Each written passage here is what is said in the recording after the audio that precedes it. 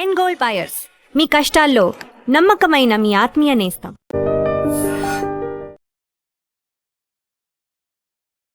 అంబుబాచి మేళా ప్రతి సంవత్సరం జూన్ నెలలో కామాఖ్య అమ్మవారికి ఋతుస్రావం జరుగుతుంది. సో మనం ఏమనుకుంటే అది జరిగిపోద్ది సార్. ఇప్పుడు నేను యాంకర్, నేను ఒక మంచి ఇంకా ఫేమస్ యాంకర్ అవ్వాల్సి 100% అవుతుంది. సో జాతకాలు మనిషి భవిష్యత్తును మార్చేస్తాయంటారు, లేకపోతే కర్మలు మారుస్తాయంటారు? మనల్ని మనము మానసికంగా సాటిస్ఫై చేసుకోవడానికి మనం ఎదుటి వ్యక్తిని కర్మ నాశనం చేస్తుంది అని అనుకుంటాం. ఇక్కడ 2 ఆప్షన్స్.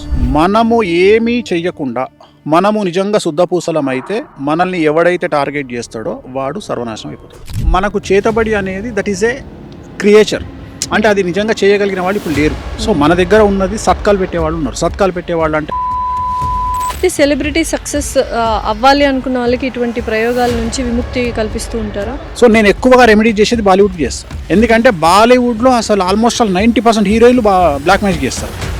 ఇప్పుడు జాతకంలో వాళ్ళు ఇలాంటి మనుషులను తెలిసినప్పుడు దాన్ని మీరు కొన్ని పరిహారాలు చెప్పినప్పుడు ఆ జ్యోతిష్యంలో చెప్పినవి మనం తిరగరాయొచ్చా? సో ఇంద్రుడిచ్చినటువంటి శాపం ఏంది అంటే ఎవరైతే అందమైన అమ్మాయిలు ఉంటారో వాళ్లకు కుటుంబ సౌఖ్యం ఉండదు అని ఆయన ఇచ్చినటువంటి శాపం. అందుకని నువ్వు తీసుకో, ఎవరైతే అందంగా ఉన్న అమ్మాయిలు ఉంటారో వాళ్ళ జీవితంలో భర్త అనేవాడు ఉండడు. రెండోది, నువ్వు గమనించినట్లయితే ఎవరైతే ఆల్మోస్ట్ ఆల్ అందగత్తెలు ఉన్నారో వాళ్ళందరూ చూస్తే ఏజ్ గ్యాప్ ఉన్నటువంటి వాళ్ళని పెళ్లి చేసుకోవడమో లేదా సెకండ్ మ్యారేజ్గా వెళ్ళడమో జరిగింది. సో స్వామి గారు డబ్బు ఎలా సంపాదిస్తారు, డబ్బు సంపాదించడం ఎలా అని అడిగితే ఏమంటారు? ప్రపంచంలో 3 విషయాలు చాలా సింపుల్ విషయాలు. 1 డబ్బు సంపాదించడం, 2 అమ్మాయిని పడేయడం, 3 సెలబ్రిటీ స్టేటస్ అవ్వడం. ప్రపంచంలో 3 కష్టం. 1 డబ్బు నిలుపుకోవడం, 2 పడేసిన అమ్మాయిని కాపాడుకోవడం, 3 సెలబ్రిటీ స్టేటస్ నిలబెట్టుకోవడం. ఇప్పుడు 5 ఏళ్ల తర్వాత ఏం జరుగుతుందో చెప్తారా మాకు? బంగారం రేటు 5 లక్షలు అవుతుంది. 5 లక్షలు అయిపోతుందా? వెండి 6 లక్షలు అవుతుంది. పెట్రోలు డీజిల్ ఆల్మోస్ట్ ఆల్ దొరకకపోవచ్చు. ఇవాళ మతం గురించి మాట్లాడే జనాలు నెత్తిన పెట్టుకుంటున్న సమాజం 2-3 ఏళ్ల తర్వాత మతం గురించి మాట్లాడితే దొంగలను చూసినట్టు చూస్తారు. Hello everyone, welcome to I dream. This is anchor Lasya Reddy. ఇవాళ చేయబోతున్న పాడ్కాస్ట్ ప్రతి మనిషి చూడాల్సిన పాడ్కాస్ట్. ఎందుకంటే డబ్బు విలువ ఏంటో తెలుస్తుంది, మనిషి విలువ ఏంటో తెలుస్తుంది, మనిషి ఎలా బతకాలి అనే సంగతి తెలుస్తుంది. అయితే కొన్ని నిజాలు కఠినంగా ఉంటాయి, కానీ అవే నిజాలు. ఎంత హార్ష్గా చెప్తున్నారు అనేది కాకుండా ఎంత వాస్తవాలు చెప్తున్నారు అనేది ఇంపార్టెంట్. అంటే ప్రతి ఒక్క మనిషి సొసైటీలో ఈయన తప్పు తప్పు తప్పు అంటున్నా, నేను రైట్, నా మనసుకు నచ్చినట్టే నేను చేస్తాను, నేను ముక్కుసూటి మనిషిని అని చెప్తూ మనకి ఇవాళ అసలు జీవితం గురించి బోల్డ్ అని సత్యాలు వాస్తవాలు చెప్పారు. డెఫినెట్లీ ప్రతి ఒక్క మనిషి చూడాల్సిన video. He's none other than celebrity astrologer అనొచ్చు, ప్రముఖ జ్యోతిష్యులు అనొచ్చు. పరిచయం అక్కర్లేని పేరు వేణుస్వామి గారు. నమస్కారం వేణుస్వామి గారు. నమస్తే అమ్మ. ఓం నమో వెంకటేశాయ. వెంకటాద్రి సంస్థానం బ్రహ్మాండే నాస్తికించిన వెంకటేశ సమోదేవో నా భూతో నా భవిష్యతి. ఎలా ఉన్నారు? సూపర్ అమ్మ. రచరచస్య రచోభ్య. ఇప్పుడు చూడు, full on happiness and joyful. ఏంటి కారణం ఇంత హ్యాపీనెస్ జాయ్ఫుల్? ఎప్పుడు ఒక పాజిటివ్ ఆరా ఉంటుంది. ఏంటి? నమ్మకం, దేవుడి మీద నమ్మకం. కలియుగంలో మనల్ని నేను అసలు జనాల్ని నమ్మను. జనాల్ని అస్సలు నమ్మరు, మనుషుల్నే నమ్మను. అదేంటి సార్, ప్రతి మనిషిలోనూ దేవుడు ఉంటారంటారు కదా, మనిషిని నమ్మకపోతే మనుగడ ఎలా కుదురుతుంది? డైలాగులు సినిమాలలో చాలా బాగుంటాయి, చాలా అంటే చాలా బాగుంటాయి. సో ప్రతి మనిషిలోనూ ఒక మోసకారు ఉంటాడు, ఒక స్వార్థపరుడు ఉంటాడు అని నేను నమ్ముతా. మరి మనిషిని నమ్మకపోతే మనుగడ ఎలాగా? ఇప్పుడు మీరు ఇంత పెద్ద ఫామ్ హౌస్లో ఈరోజు మనం షూట్ చేస్తున్నాం, 11 మంది 12 మంది మీకు వర్క్ చేస్తుంటారు. మనిషిని పని వాళ్ళు కదా, డబ్బులు తీసుకొని పని చేస్తుంటారు. ఓకే, భారతదేశంలో డబ్బులు తీసుకొని పని చేయడం కూడా మనకు వాడు ఏదో సేవ చేసినట్టు ఫీల్ అవుతాడు. అంతే అంటారా? సో ప్రస్తుతం దేశ కాలమాన పరిస్థితులను బట్టి ఒక సేయింగ్ నడుస్తుంది, రోజుగారుకు కామ్ నయ్యే, కామ్ వాలే కామ్ కర్తే నయ్యి. పని చేసేటోనికి పని ఉన్నోడు పని చేస్తలేడు, పని ఉన్నోడు పని చేస్తలేడు, పని లేనోనికి పని దొరకలేదు, పని మనుషులు కావాల్సిన వాళ్ళకు పని మనుషులు దొరకలేరు. ఎందుకు ఇది అంటే మన దేశంలో, మన తెలుగు రాష్ట్రాల పరిస్థితి ఏంటి అంటే మన దగ్గర డబ్బులు తీసుకొని పనిచేసేవాడు కూడా మనకేదో సహాయం చేసినట్టు వాడి జీవితాన్ని మనకు దారపోసినట్టు ఫీల్ అవుతాడు. ఈ ధోరణి ఎందుకు వచ్చిందంటారు? కలియుగం కాబట్టి, పోయే కాలం అంటారు. పోయే కాలం, అహం అన్నట్టు ఇదంతా జెలస్, అహము ఎట్లయిపోయిందంటే చివరికి ఎట్లయిపోయిందంటే మన దగ్గర పనిచేసేవాడు ఏమనుకుంటాడు అంటే, ఇప్పుడు ఉదాహరణ ఒక కాంట్రాక్టర్ ఉన్నాడు. కాంట్రాక్టరు సంవత్సరానికి 100 కోట్ల బిజినెస్ చేస్తాడు. వాళ్ళ దగ్గర పనిచేసే కూలి ఏమనుకోవాలంటే, మా యజమాని దగ్గర నేను పని చేస్తున్నా, ఆ యజమాని నాకు పని ఇస్తుండు, ఈయన వల్ల నాకు 5 ఏళ్ళు నోట్లకు పోతున్నాయి అనుకోవాలి. కానీ వీడు ఏం చేస్తాడు, వీడు ఎట్లా ఫీల్ అవుతాడు అంటే, నేను లేకపోతే మా ఓనర్ దివాలా తీస్తాడు అని వీడు ఫీల్ అవుతాడు. ఇవాళ రోజు పరిస్థితి ఏమైందంటే, నాకు మొన్న చెప్తున్నాడు ఒక అతను, వాళ్ళ డ్రైవర్ను తీసేసిండంట. ఏదో కోపం వచ్చి గొడవ వచ్చి ఒక యజమాని డ్రైవర్ని తీసేసిండంట. తీసేస్తే డ్రైవర్ స్టేటస్ పెట్టుకున్నాంట, నైట్ ఏమని అంటే నేను లేకపోతే నీకు తెలుస్తుంది అని. ఏమవుతుంది? ఏమవుతుంది? ఇంకో 1000 ఇచ్చి వేరే తెచ్చుకుంటాడు. సో నేను అనేది ఏంటంటే మూర్ఖత్వం అనేది జనాల్లో ఎక్స్ట్రీమ్ వెళ్ళిపోతుంది. సో నేను ఎందుకు నమ్మను అంటే నేను అడవిలో జీవించినట్టు జీవిస్తా. నేను ఎవరిని సహాయం అడగను. మరి ఎలా సహాయం నేను అదే చెప్తున్నా, సహాయం అడగను అంటే ఇప్పుడు నాకు కష్టం వచ్చింది. ఈ సమాజం ఎలా ఉంది అంటే ఇప్పుడు ఉదాహరణ నేను ఒక వ్యక్తిని సహాయం అడిగినా, ఏం సహాయం అడిగినా అంటే అరే బాబు నాకు ఇంకెవరికో మా ఇంట్లో తలకాయ నొప్పి లేచింది లేదా దెబ్బ తగిలింది, అపోలో హాస్పిటల్కి పోతున్నా రారా అంటే వాడు వస్తాడు. వాడు వచ్చినందుకు నేను వాడికి ఒక 50 లక్షల రూపాయలు హెల్ప్ చేసిన అనుకుందాం ఎగ్జాంపుల్. వాడు ఏమంటాడు అంటే తర్వాత సంవత్సరం తర్వాత నువ్వు చేసిన 50 లక్షల హెల్ప్ తొక్కాసు పనికిరాదు, నేను ఆ రోజు అపోలో హాస్పిటల్కి ఎంబడొచ్చి నీకు జెండు బాంబు కొనిచ్చిన చూడు అది ముఖ్యం అంటాడు వాడు. సో అప్పటి నుండి నాకు ఏమర్థమైందంటే సమాజంలో సహాయం అడగవద్దు, ఎవ్వరు సహాయం తీసుకోవద్దు. సో నువ్వు అడవిలో వెళ్తే ఎలా అయితే ఒంటరి జీవితాన్ని గడుపుతావో సమాజంలో కూడా అలాగే ఒంటరి జీవితాన్ని గడుపు. ఎందుకు ఇంత వైరాగ్యం? ఇది వైరాగ్యం కాదు, ఇది జనాల్ని స్టడీ చేసిన విధానం. ఓకే, నీకు ఒక ఎగ్జాంపుల్ చెప్తా. డిసెంబర్లో నేను ఒక హాస్పిటల్కు ఒక అమ్మాయి, నాకు తెలిసిన అమ్మాయి ఫోన్ చేసి ఏడుస్తుంది. ఏమైంది తల్లి అని అడిగిన. అంటే నాకు యూట్రస్ ప్రాబ్లం వచ్చింది, నేను హాస్పిటల్లో ఉన్నా. మరి ఎందుకు ఏడుస్తున్నావు అంటే మా అమ్మ నాన్న ఎవరు నన్ను హాస్పిటల్ దగ్గరకు వచ్చి చూడడానికి రాలేదు, నేను హాస్పిటల్ ఒక్కదాన్నే అడ్మిట్ అయి ఉన్నా, నా దగ్గర రూపాయి లేదు, నన్ను ఏం చేయమంటారని అడిగింది. నాకు కొద్దిగా నేను ఆడవారి పక్షపాతిని జనరల్గా. ఇమ్మీడియట్గా డ్రైవర్ను పిలిచి నేను హాస్పిటల్కి పోయి సమ్ అమౌంట్ తీసి అమ్మాయి చేతిలో పెట్టి పక్కన ఆమె అసిస్టెంట్ ఉంటే ఆమెకు 10,000 ఇచ్చి సామాన్లు ఈమెకి ఏమేమి కావాలో బ్రెడ్ ఫ్రూట్స్ అన్నీ కొని తల్లి అని చెప్పి అమ్మాయితో మాట్లాడి బయటికి వస్తుంటే నన్ను అభిమానించే ఒక పీడియాట్రిషియన్ అమ్మాయి డాక్టర్ ఎదురుకొచ్చింది. స్వామి డాక్టర్ ఎక్కడికి వచ్చారు అంటే అమ్మ నువ్వేంది తల్లి ఇక్కడ ఉన్నావు అంటే నేను ఇక్కడ డాక్టర్ను గురువు గారు. ఓకే రైట్, ఒక సెల్ఫీ తీసుకుంది, నా నెంబర్ అడిగింది, నా పర్సనల్ నెంబర్ ఇచ్చిన, వచ్చేసిన. ఇది డిసెంబర్లో జరిగింది, 2025 డిసెంబర్లో జరిగింది. మేలో ఈ 2026 మేలో నాకు ఆ డాక్టర్ నాకు మెసేజ్ పెట్టింది. ఏమనంటే గురూజీ నాకు ఇంకా పెళ్లి కాలేదు కదా, నాకు సంబంధం వచ్చింది, ఆ సంబంధం మీరు ఏమన్నా కలుస్తుందా కలవదా చెప్పండి అని. సరే తల్లి చెప్తా అని. అబ్బాయి పుట్టినటువంటి సమయం సంధికాలంలో పుట్టిండు అంటే అది ఒక 10 నిమిషాలు అయితే వేరే రాశిలోకి వెళ్తుంది. అందుకని క్లారిఫికేషన్ కోసం ఈ అమ్మాయికి నేను ఫోన్ చేస్తాను టైం కోసం. 8 రోజులు చేసిన ఫోన్ లిఫ్ట్ చేయలే అమ్మాయి. లిఫ్ట్ చేయకపోతే నేను అమ్మాయికి మెసేజ్ పెట్టిన, ఎనీ ప్రాబ్లం అని పెట్టిన. Yes there is a problem అని పెట్టింది. అనగానే నాకు ఇంకా సర్రమని నేను ఫోన్ చేసి ఏందమ్మా మెసేజ్ పెట్టినావు, నువ్వేమో నాకు రెస్పాండ్ అవ్వట్లేదు, ఎందుకు ఇట్లా చేస్తున్నావు అని అడిగిన. లేదండి దెర్ ఈజ్ ఎ ప్రాబ్లం అన్నది. ఏం ప్రాబ్లం అన్నా. మీరు మా హాస్పిటల్కి వచ్చిర్రు, మీకు డిసెంబర్లో గుర్తుందా? అవును తల్లి వచ్చిన. ఏమైంది? మీరు ఎందుకు వచ్చిర్రు? ఇట్లా జరిగింది తల్లి వచ్చిన. లేదు నాకు 5 రోజుల కింద తెలిసింది మీరు అమ్మాయిని చూడడానికి వచ్చిర్రు అని. తప్పేముంది దీంట్లో?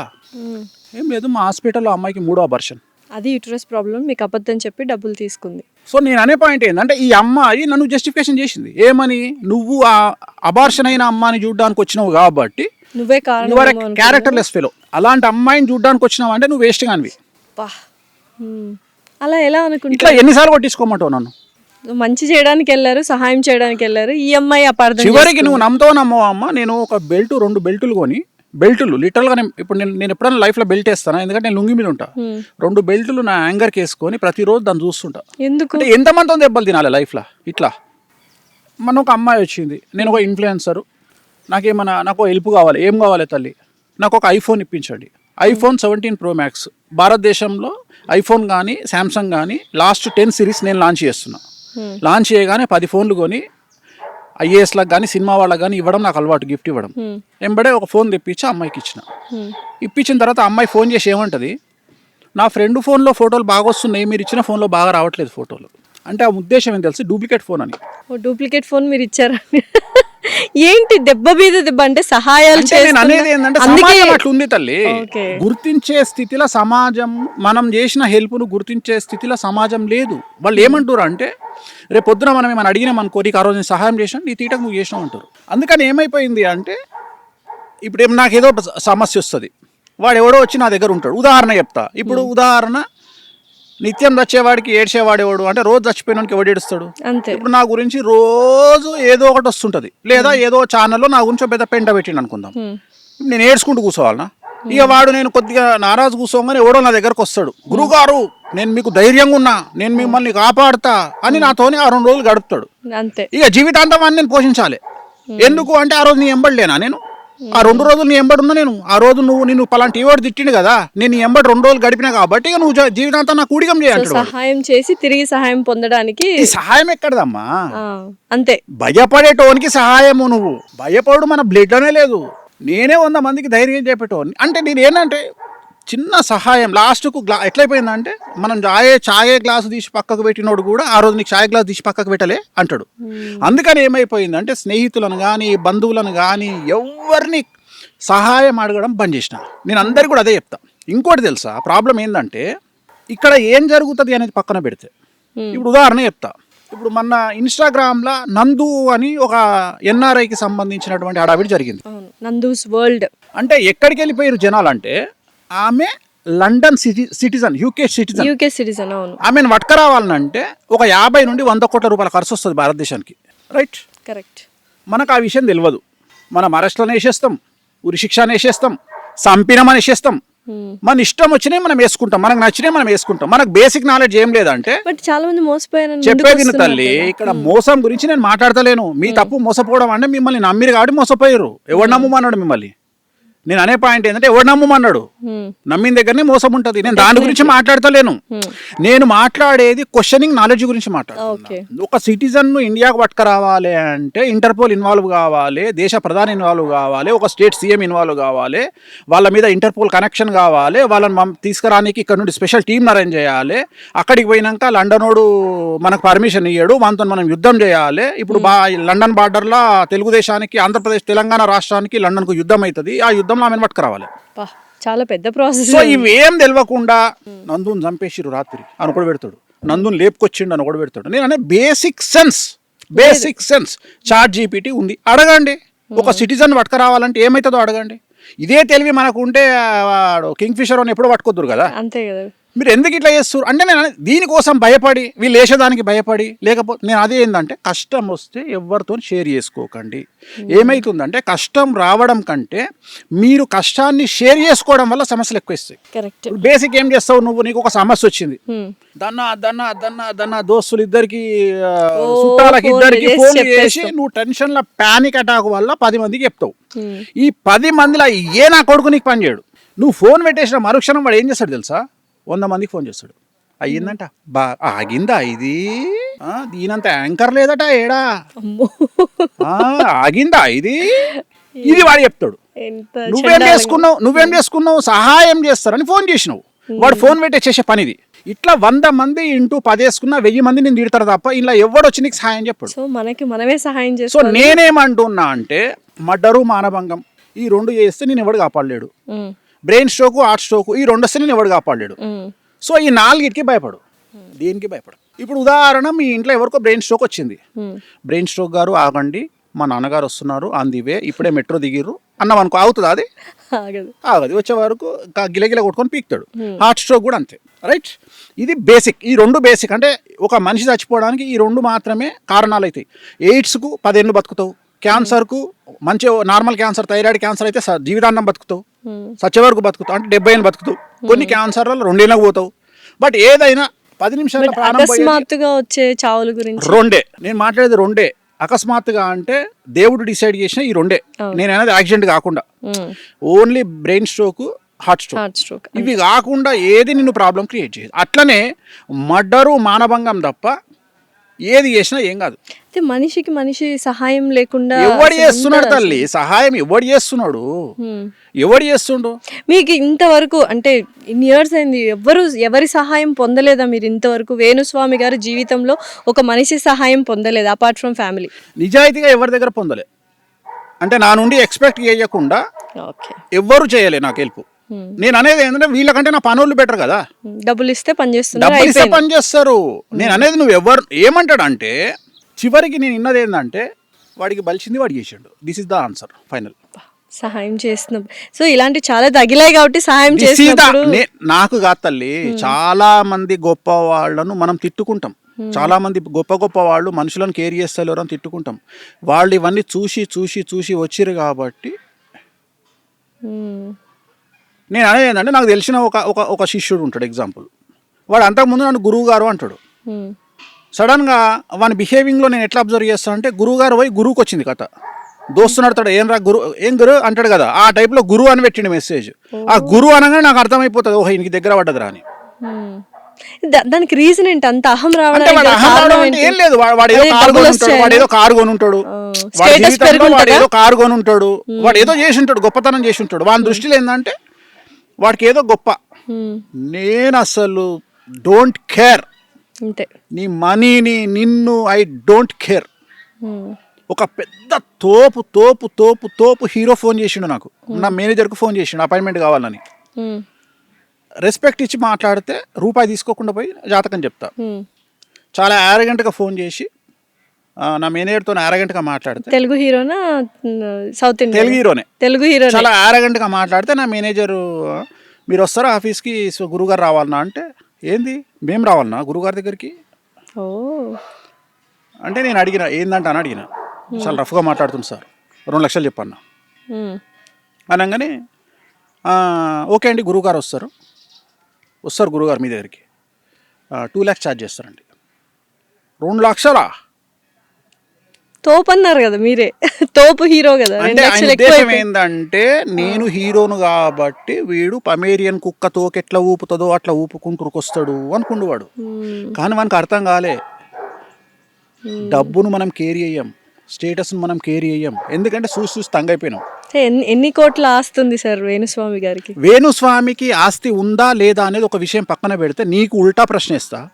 ఒక అమ్మాయి ఒక గుడిసెలో ఉన్న వ్యక్తికి ఏజ్ చెప్పొచ్చు, ఒక కింగ్ను దొబ్బే అనొచ్చు. అది ఆ అమ్మాయికి ఎంత ఉంది? ఆ అమ్మాయికి ఎంత ఉంది? That is called self respect. That is called self respect. నువ్వు గుడిసెలు ఉన్నతో పోయినావు, నాతో పోలే, అది అమ్మాయి ఇష్టం రాబాయ్, అది అమ్మాయి ఇష్టం. డెఫినెట్లీ నా ఇష్టం, నాకు సెల్ఫ్ రెస్పెక్ట్ ఎక్కువ. నేను ఇదే రెస్పెక్ట్ నేను వేరేటోడు అడిగితే, ఒక అడుక్కున్నటోడు అడిగితే నేను బెండ్ అవుతా. నేను డబ్బు లేనోళ్ళకి ఇంపార్టెన్స్ ఇస్తా, డబ్బు ఉన్నోళ్ళకి ఇంపార్టెన్స్ ఇయ్యను. ఎందుకంటే నా ఉద్దేశంలో డబ్బు లేనోడిని డబ్బు ఉన్నోడిగా చేయడమే నా మోటో. సో మామూలు మనిషిని సెలబ్రిటీగా చేయడమే నా మోటో. ఓకే, ఇదే ప్రశ్న నాకు మైండ్లో రన్ అవుతుంది, మీరే ఆన్సర్ చెప్పారంటే సెలబ్రిటీలు అవుతారు అని వాళ్ళ గురించి తెలుసుకొని వెళ్ళి పూజలు చేస్తున్నారు, లేకపోతే వాళ్ళు సెలబ్రిటీ అవ్వాలి మీ దగ్గర పూజలు చేసుకున్న తర్వాత వాళ్ళు సెలబ్రిటీ? యోగం ఉంటే చేస్తా, లేకుంటే చెయ్య. ఓకే, సో మీ దగ్గరికి చాలా మంది సెలబ్రిటీలు అవ్వాలని వచ్చిన వాళ్ళకి యోగం ఉందని వాళ్ళ జాతకం చూసి. ఎందుకంటే నేను కూడా అందరు జ్యోతిష్యులాగానే దుకాణం ఇంట్లో పెట్టుకొని చాలా సైలెంట్ గా బ్రతకొచ్చు. ఇంత మీడియాల పెంట చేసుకొని ఎవరెవరినో నేను ఎవరెవరి దృష్టిలో పడి నేను ఇంత కష్టాలు అనుభవించాల్సిన పని నాకు లేదు. నేను ఎందుకు ఇటువైపు వచ్చినా అంటే వామాచారం అనేది నా డ్రీమ్. వామాచారం అంటే ఎడమ చేతితో పూజలు చేయడము అనేది నా డ్రీమ్. సో ఇప్పుడు దశమహా విద్యలు కామాఖ్య అమ్మవారు అంటే లెఫ్ట్ హ్యాండ్ పూజలు చేయబడేది వామాచారం అనేది డ్రీమ్. అంటే ఎలాగైతే మెడిసిన్లో నార్మల్ మెడిసిన్ ఉంటుందో దాంట్లో స్టిరాయిడ్స్ లాంటివి ఈ పూజలు. సో ఇది ఇన్స్టెంట్గా రెమెడీస్ ఇస్తాయి, ఇన్స్టెంట్గా ఎక్స్ట్రీమ్ లైఫ్ ఇస్తుంది. చాలా ఇంకా నువ్వు చచ్చిపోతావు ఇంకా బ్రతకలేవు అనుకున్న స్థాయి నుండి, రోగంతో కాదు కష్టాల నుండి, అలాంటి మనిషిని రాత్రిని మిరాకిల్స్ చేసి కింగుని చేసి పెడతాయి ఈ పూజలన్నీ. మరి స్టార్ట్ చేశారా వామాచారం? అదేళ్ళ నుండి చేస్తున్నా కదా, దీనికోసమే కదా అంత పెంట జరిగింది. ఎందుకంటే జనాలకు మా కామాఖ్య దేవాలయం తెలియనందువల్ల యోని యోని యోని యోని యోని అంటే చివరికి జనాలు అక్కడికి పోయి చూసిన తర్వాత నిజంగానే యోని ఉంది ఇక్కడ అని చెప్పి ఫీల్ అయ్యి అప్పుడు జనాలు లైన్ కట్టడం స్టార్ట్ అయింది. ఈ నెల 22 నుంచి 26 వరకు ఋతుస్రావం అనేది కామాఖ్య అమ్మవారికి జరుగుతుంది. అంబుబాచి మేళా అంటారు. అంబుబాచి మేళా ప్రతి సంవత్సరం జూన్ నెలలో కామాఖ్య అమ్మవారికి ఋతుస్రావం జరుగుతుంది. సో ఋతుస్రావం అంటే అమ్మవారికి యోని నుండి బ్లీడింగ్ అవుతుంది. సో మనం ఏమనుకుంటే అది జరిగిపోద్ది సార్. ఇప్పుడు నేను యాంకర్, నేను ఒక మంచి ఇంకా ఫేమస్ యాంకర్ అవ్వాలి, సెలబ్రిటీ అవ్వాలి, యాంకర్ స్థాయి పాడ్కాస్ట్ అయిపోవాలి అని అక్కడికి కామాఖ్య దేవి దగ్గరికి వెళ్తే ఆ టైంలో వెళ్ళొచ్చా, మిగతా టైంలో కూడా వెళ్ళి? ఆ టైంలో దేవాలయం బంద్ ఉంటుంది. అంబుబాచి మేళాలో దేవాలయం బంద్ ఉంటుంది. ఏ టైంలో ఓపెన్ ఉంటుంది అంటే ఆ 4 రోజులు తప్ప ఎప్పుడైనా ఓపెన్. సో ఎప్పుడైనా వెళ్ళొచ్చు. నువ్వు ఒక ప్రశ్న అడిగినావు, నేను 100% అవుతావు. 100% అవుతావు. సో డెఫినెట్లీ వెళ్తాను సార్. నేను ఒక డిస్కషన్ అయ్యింది. ఒక డ్రైవరు ఒక యజమాని అడిగిండు నన్ను, గురూజీ ఈయన డ్రైవర్ పని చేస్తాడు కదా, ఈయన లైఫ్ లో సూపర్ స్టార్ ఎట్లా అవుతాడు అని అడిగిండు. చాలా మంచి ప్రశ్న ఇష్టం. ఈ డ్రైవరు లోకల్ ఎమ్మెల్యే దగ్గర డ్రైవర్గా పనిచేస్తాను, లైఫ్ మారిపోతుంది. అంతే. లీడర్ సినిమాల రానాతోని సీఎం డ్రైవర్ చెప్తాడు, సార్ రాత్రి నాన్నగారు నాకు బ్యాగ్ ఇచ్చిర్రండి, 20 కోట్ల బ్యాగ్ ఇచ్చిర్రు సార్, అందులో అమ్మాయి అమ్మాయి కోసం అని చెప్పేసి ఒక 60 లక్షలు వాడుకున్నా సార్ అంటే డ్రైవర్ చేతిలో 20 కోట్ల బ్యాగ్ వచ్చింది. సో నీ స్థానాన్ని బట్టి, మార్పును బట్టి నీ ఇంపార్టెన్స్ పెరుగుతుంది. డ్రైవర్ అనగానే నువ్వు చీపదీయాల్సిన పని లేదు. ఊబర్ డ్రైవర్ వేరే వాల్యూ ఉంటుంది, ఎమ్మెల్యే డ్రైవర్కి వేరే ఉంటుంది, సీఎం వాల్యూ వేరే ఉంటుంది, డిప్యూటీ సీఎం వాల్యూ వేరే ఉంటుంది, అంబానీ ఇంట్లో పనిచేసే డ్రైవర్కి వేరే వాల్యూ ఉంటుంది. సో ప్రతి ఒక్కళ్ళు వెళ్ళొచ్చు. ఏజ్ నేను అదే చెప్తున్నా. సో నువ్వు ఏం చేస్తున్నావు అనేది ఇక్కడ ఒక్కటే, the biggest scam is job అనేది స్కామ్ అంటారు. ఉద్యోగం అనేది స్కాము. నీ కోసం నువ్వు కష్టపడకపోతే మంది కోసం కష్టపడాల్సి వస్తుంది. సో నేను ఏం చెప్తున్నా అంటే ఇవాళ నువ్వు ఒక ఛానల్లో యాంకర్గా పనిచేస్తున్నావు. నువ్వు జీవితాంతం ఈ ఛానల్ యాంకర్గా పనిచేస్తావా, లేకుంటే నువ్వు ఓన్గా ఇండివిజువల్ పాడ్కాస్ట్ సిస్టమ్ పెట్టుకుంటావా, లేకపోతే నీకంటూ ఒక యూట్యూబ్ ఛానల్ పెట్టుకుంటావా అనేది నీ ఆలోచన మీద ఆధారపడి ఉంటుంది. సో ఇప్పుడు నేను ఏం చేస్తే కరెక్ట్ అంటారు మీరు? అది నీ నక్షత్రం మీద ఆధారపడి ఉంటుంది. ఓకే. నీ నక్షత్రం ఏంటి డైరెక్ట్ చెప్తావా? అశ్విని నక్షత్రం, మేషరాశి. సో ఏలినాటి శని నడుస్తుంది. డబ్బులు లేకుండా ఏం చేసినా నువ్వు తోపు, అంటే ఇన్వెస్ట్మెంట్ జోలికి పోకు. ఓకే. రెండోసారి ఏలినాటి శనిలో ఉన్నావు. నేను బోటికి పెడతా, నేను నా దగ్గర 40 లక్షల రూపాయలు ఉన్నాయి, 3%కి ఎవడో అప్పు తీసుకుంటా అన్నాడు, ఇట్లాంటి పనులు చేయొద్దు. ఓకే. ఈ జీవితంలో అతిపెద్ద తప్పు చిట్టీలు వేయడము, అప్పులు ఇవ్వడము. అంతే. ఈ రెండేస్తే బిస్కెట్. ఓకే. ఇవి పోవద్దు. డబ్బు లేకుండా డబ్బు ఇన్వెస్ట్మెంట్ లేకుండా సంపాదించగలిగినటువంటి శక్తిని భగవంతుడు నీకు ఇచ్చిండు. ఏమిచ్చిండు? నీకంటూ ఇండిపెండెంట్గా ఒక యూట్యూబ్ ఛానల్ పెట్టుకో, నీకంటూ ఇండిపెండెంట్గా ఒక ఇన్స్టాగ్రామ్ ఛానల్ పెట్టుకో, ఒక ఫేస్బుక్ అకౌంట్ పెట్టుకొని నీకున్న పరిచయాలను ఉపయోగించి బతిమలాడుకొని బామాలుకొని పోడ్కాస్ట్ చేసుకో, అయిపోయింది. సో నా దశ బాగుంటుంది అంటారా? తిరుగులేదు. సో నేను అనేది ఏంటంటే ఇట్లనే ప్రతి ఒక్కరు ఆలోచించాలి. నేను అనేది ఇట్లనే ఆలోచించాలి. ఇప్పుడు ఉదాహరణ కెమెరామెన్ ఉన్నాడు. మరి కెమెరామెన్ ఏమవుతాడా? తోపు అవుతాడా? కెమెరామెన్ తోపు అవుతాడు. ఎట్లా అవుతాడా? 2 కెమెరాలు కొనుక్కొని కిరాయికి ఇచ్చుకుంటే కెమెరామెన్ తోపు అవుతాడా? ఆబ్వియస్లీ. నేను అనేది ఏంటంటే నీలో 12% కసి ఉంటే నువ్వు పైకి వస్తావు. రిస్క్ ఉంటుంది. రిస్క్ లేనిది ఎక్కడా ఉండదు. ప్రపంచంలో రిస్క్ లేకపోతే జీవితం లేదు. నువ్వు రిస్క్ తీసుకోవాలి. నువ్వు 4 రోజులు ఖాళీగా కూర్చో, రిస్క్ తీసుకొని నువ్వు పైకి రా. నేను ప్రతి మనిషి జీవితంలో రిస్క్ ఉంటుంది. సో జాతకాలు మనిషి భవిష్యత్తును మార్చేస్తాయంటారా, లేకపోతే కర్మలు మారుస్తాయంటారా? కర్మలు అనేవి అసలు నేను నమ్మను. కర్మ అనేదే లేదంటారా? నేను నమ్మను. ఇన్స్టెంట్ కర్మ కదా జరుగుతుంది. ఇన్స్టెంట్ కర్మ అంటే నేను ఒక సింపుల్ లాజిక్ చెప్తా. ఇప్పుడు ఉదాహరణ, రోజు కటికోడు మటన్ కొట్టేటోడు షాపులో రోజు 100 మేకలు చంపుతాడు. ఏమవుతుంది వానికి? ఏం కాదు. అది పక్కకు పెడదాం. భారతదేశంలో ఉరిశిక్ష పడ్డోళ్లకు ఉరిశిక్ష చేసేందుకు ఒక మనిషి ఉంటాడు. ఏమవుతుంది ఆయనకు? సో మనల్ని మనము మానసికంగా సాటిస్ఫై చేసుకోవడానికి మనం ఎదుటి వ్యక్తిని కర్మ నాశనం చేస్తుంది అని అనుకుంటాం. ఇక్కడ 2 ఆప్షన్స్. మనము ఏమీ చెయ్యకుండా మనము నిజంగా శుద్ధపూసలమైతే మనల్ని ఎవడైతే టార్గెట్ చేస్తాడో వాడు సర్వనాశనం అయిపోతాడు. ఇది మాత్రమే నేను నమ్ముతా. నిజమేనా సార్? ఇది ఒకటే నేను నమ్ముతా. కానీ నువ్వు కూడా శుద్ధపూస అయి ఉండాలి. నేను అనే పాయింట్ ఏంటంటే అమాయకత్వమేగా. ఏం తప్పు చేయకుండా. ఇప్పుడు నువ్వు మంచిదానివి అంటే నేను చూసిన దగ్గరికి సమాజంలో మన సమాజం ఎట్లుంటదంటే, మొగోడు డబ్బు సంపాదిస్తే అరే ఇటు దొంగరా లంగపల్లి సంపాదించడం అంటది, అమ్మాయి అయితే ఒళ్ళమ్ముకొని సంపాదించింది అంటారు. అదే కదా ఇప్పుడు అదే జరుగుతుంది ఎవరికైనా. ఎందుకంటే నిన్ను మానసికంగా దెబ్బ కొట్టడానికి ఈ 2 పదాలు వాడతారు. వీటిని నువ్వు ఎంటిక తీసేసినట్టు తీసేస్తే నువ్వు సక్సెస్. ఇట్లా తీసి ఎంటకాడ పడేయాలి. చేసిన పో అను, అయిపోయింది. అంటే ఇప్పుడు సొసైటీని పట్టించుకోకర్లేదు, అసలు పట్టించుకోవద్దు. మనకి చెడ్డ పేరు వస్తుందని భయం కూడా అసలు వద్దే వద్దు. అన్నిటికంటే ముఖ్యమైన ప్రాబ్లం నిన్ననే నా దగ్గరికి ఒక అమ్మాయి వచ్చింది. చాలా తోపు తెలుగు రాష్ట్రాలలో వచ్చి జాతకం చూపించింది. ఆ అమ్మాయిని నా దగ్గరికి పంపించిన ఆమె నా దగ్గరికి రికమెండ్ చేస్తారు కదా. ఇప్పుడు నువ్వే ఉన్నావు, ఏమంటావు? గురూజీ నేను ఒక అమ్మాయిని పంపిస్తున్నా, భార్యాభర్తలు పంపిస్తున్నా, వాళ్ళ దగ్గర ఒక 500 కోట్లు ఉన్నాయి, 1000 కోట్లు ఉన్నాయి, భార్యాభర్తలు అన్యోన్య జీవితము, అసలు ఇంకా వాళ్ళని మించిన ఇంకెవరు దొరకరు అని చెప్పి నువ్వు నా దగ్గర పంపించినావు. నేను జాతకం చూడంగానే ఫస్ట్ క్వశ్చన్, ఇంకా కలిసినారా మీరు అని అడిగిన అమ్మాయిని. నీ మొగడు సైకో కదమ్మా, ఎట్లా కలిసినావు అని అడిగిన. ఫస్ట్ క్వశ్చన్ అదే. నీ మొగడు సైకో కదా, ఎట్లా కలిసినావు? నీ మొగడికి మల్టీ పర్సనాలిటీలు ఉన్నాయి, స్ప్లిట్ పర్సనాలిటీలు ఉన్నాయి, నువ్వు ఎట్లా కలిసినావు అని అడిగిన. అప్పుడు ఆ అమ్మాయి ఒక అర్ధగంట మొత్తం ఉపదేశం చేసింది నాకు. ఇగో ఇట్లాంటోడు ఇట్లా ఏం చేయాలి గురువు గారు అని అడిగింది నన్ను. ఏం చేస్తావు తల్లి, డివోర్స్ తీసుకొని చెప్పిన. అంటే ఎంత సింపుల్గా చెప్పిన అనేది ఆమె అనుకుంటుంది. నేను ఏమంటున్నా అంటే నా చెల్లెనో అక్కనో బిడ్డనో ఆ సీట్లో కూర్చుంటే ఆమె ఎంత సఫర్ అయ్యింది ఆలోచన చేసి చాలా సింపుల్గా నువ్వు డివోర్స్ తీసుకో అన్నట్టే అనిపిస్తుంది. కానీ దాని కింద నేను ఎంతో గ్రౌండ్ వర్క్ చేసి ఉంటా. ఎందుకంటే అమ్మాయి డివోర్స్ తీసుకోవడంలో లేట్ చేస్తే జీవితం నాశనం అవుతుంది. మగోనికి ఏం నాశనం కాదు. మగోడు డివోర్స్ తీసుకోవాలి అంటే తీసుకున్నా తీసుకోకపోయినా వాని దగ్గర పైసలు ఉంటే వానికి ఇంకో అమ్మాయి వస్తుంది. ఈ మధ్యన ఇన్స్టాగ్రామ్లో ఒక రీల్ వస్తుంది. How is your what about your age అంటే 10 million ఇన్ బ్యాంక్ అంటాడు. అర్థమైంది. ఏజ్ తో సంబంధం లేదు, బ్యాంక్ అంటే బ్యాలెన్స్ మగోనికి ఏజ్తో సంబంధం లేదు. మగోనికి ఏజ్తో సంబంధం లేదు. బ్యాంక్ బ్యాలెన్స్ చెప్తే అమ్మాయి ఉంటుంది. కానీ ఆడదానికి అందం ఉండాలి, స్ట్రక్చర్ ఉండాలి, ఫిజిక్ ఉండాలి. ఇవన్నీ దాటితే అమ్మాయిని దేకేటోడు ఉండడు. నేనేమన్నా అంటే తల్లి ఇవాళ నీకు 30 ఏళ్ళు, నీకు ఆల్రెడీ పెళ్ళైంది 18 ఏళ్ళకు, అంటే 12 ఏళ్ళు అవుతుంది, నీకు 8 ఏళ్ళ బిడ్డ ఉంది. ఇవాళ నువ్వు ఈ నిర్ణయం తీసుకోకుండా సపోజ్ నీకు రేపు పొద్దున అష్టమ శని వచ్చినప్పుడు అర్ధాష్టమ శని వచ్చినప్పుడు నిర్ణయం తీసుకుంటావు నువ్వు. అప్పుడు అప్పటికి ఇంకో సైకోగాడు పక్కకు పెడితే ఫస్ట్ ఇప్పుడు నువ్వు సంపాదించే సంపాదన నీ దగ్గర ఉండదు. ఎందుకంటే అప్పటికి నువ్వు ఏజ్ అయిపోయి 10 ఏళ్లకు ఏజ్ అయిపోయి ఉంటుంది. డెఫినెట్లీ. అర్థమైందా? పోనీ వీళ్ళేమి సూపర్ స్టార్లు హీరోలు కాదు, గ్రేట్ అవార్డ్స్ తీసుకొని నీకు 250 కోట్లు ఇస్తాను కాబోయే సీఎంలు కాదు. మరి అట్లాంటప్పుడు నీ పరిస్థితి ఏంది? వీడు రూపాయి కూడా ఇవ్వడు నీకు. రేపు పొద్దున నువ్వు మళ్ళీ బోటికి పెట్టుకోనో లేకపోతే మళ్ళీ ఇంకేదో చేసుకొని బతకాలి. సో ఈ నిర్ణయాన్ని నేను ఇస్తా. నేను అనేమంటే ఈమె లేదు మా ఇంటి పక్కోడు ఏమనుకుంటాడు. మీ ఇంటి పక్కన ఇంట్లో కూడా సమస్యలు ఉన్నాయి తల్లి. మీ ఇంట్లో నీళ్ళొల్లి అయితే మీ ఇంట్లో ఇంకోలొల్లి, పక్కింటో ఇంట్లో ఇంకోలొల్లి.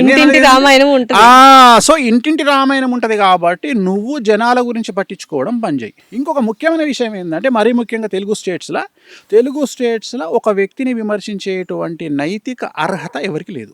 కానీ అదే చేస్తున్నాం, హక్కుగా భావించి చేస్తున్నాం. అంటే తెలుగు లాజికల్ ఏంటంటే 2+2 = 5. తెలుగు స్టేట్స్లో 2+2 = 4 కాదు, 2+2 = 5. సో ఇక్కడ డిఫరెంట్గా ఉంటుంది. ఇప్పుడు మన దగ్గర ఎట్లుంటుంది అంటే మనం ఈ సమాజం అంతా ఫోక్సో గురించి మాట్లాడుతుంటే ఒక 10 మంది వచ్చి సపరేట్గా పెద్ద సినిమా గురించి మాట్లాడతారు. సో ఇది ముఖ్యం వాళ్ళకు. అంటే ఇక్కడ ఫోక్సో కంటే పెద్ద సినిమా ముఖ్యం వానికి. పెద్ద సినిమా ఎందుకు ఆగిపోయింది అనే దాని గురించి డిస్కషన్ నడుస్తుంది. ఎందుకు అంత తెలుగు వాళ్ళంటే ఇంత అంటే ఎందుకు అంత బ్యాడ్ అయిపోయారు అనుకుంటున్నారా మీరు?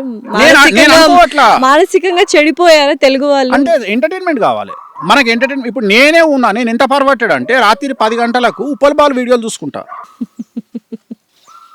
అగ్గిపేట మచ్చా చూసుకుంటా. ఎందుకంటే నాకు వెరైటీ చూడబుద్ధి కాదు. ఎందుకంటే నేను యుద్ధం గురించి ఇన్ఫర్మేషన్ చూద్దామా ఏం దొరకదు. అంటే నీకు ఏది జెన్యూన్ రాదు కదా న్యూస్లో. నేను అనే పాయింట్ ఏంటంటే అంత పెయిడ్ న్యూస్ కాబట్టి జెన్యూన్ న్యూస్ ఏమొస్తుంది, ఇరాన్లో ఏం జరిగింది అనేది చూస్తే మన ఛానల్లో అది రాదు. మన ఛానల్లో పచ్చళ్ళలో ఇంకోటో నడుస్తుంటది. సో నేను అనేది ఏంటంటే నేను మళ్ళీ నేషనల్ న్యూస్కి పోవాలి, అక్కడ కూడా ఇదే పెంట.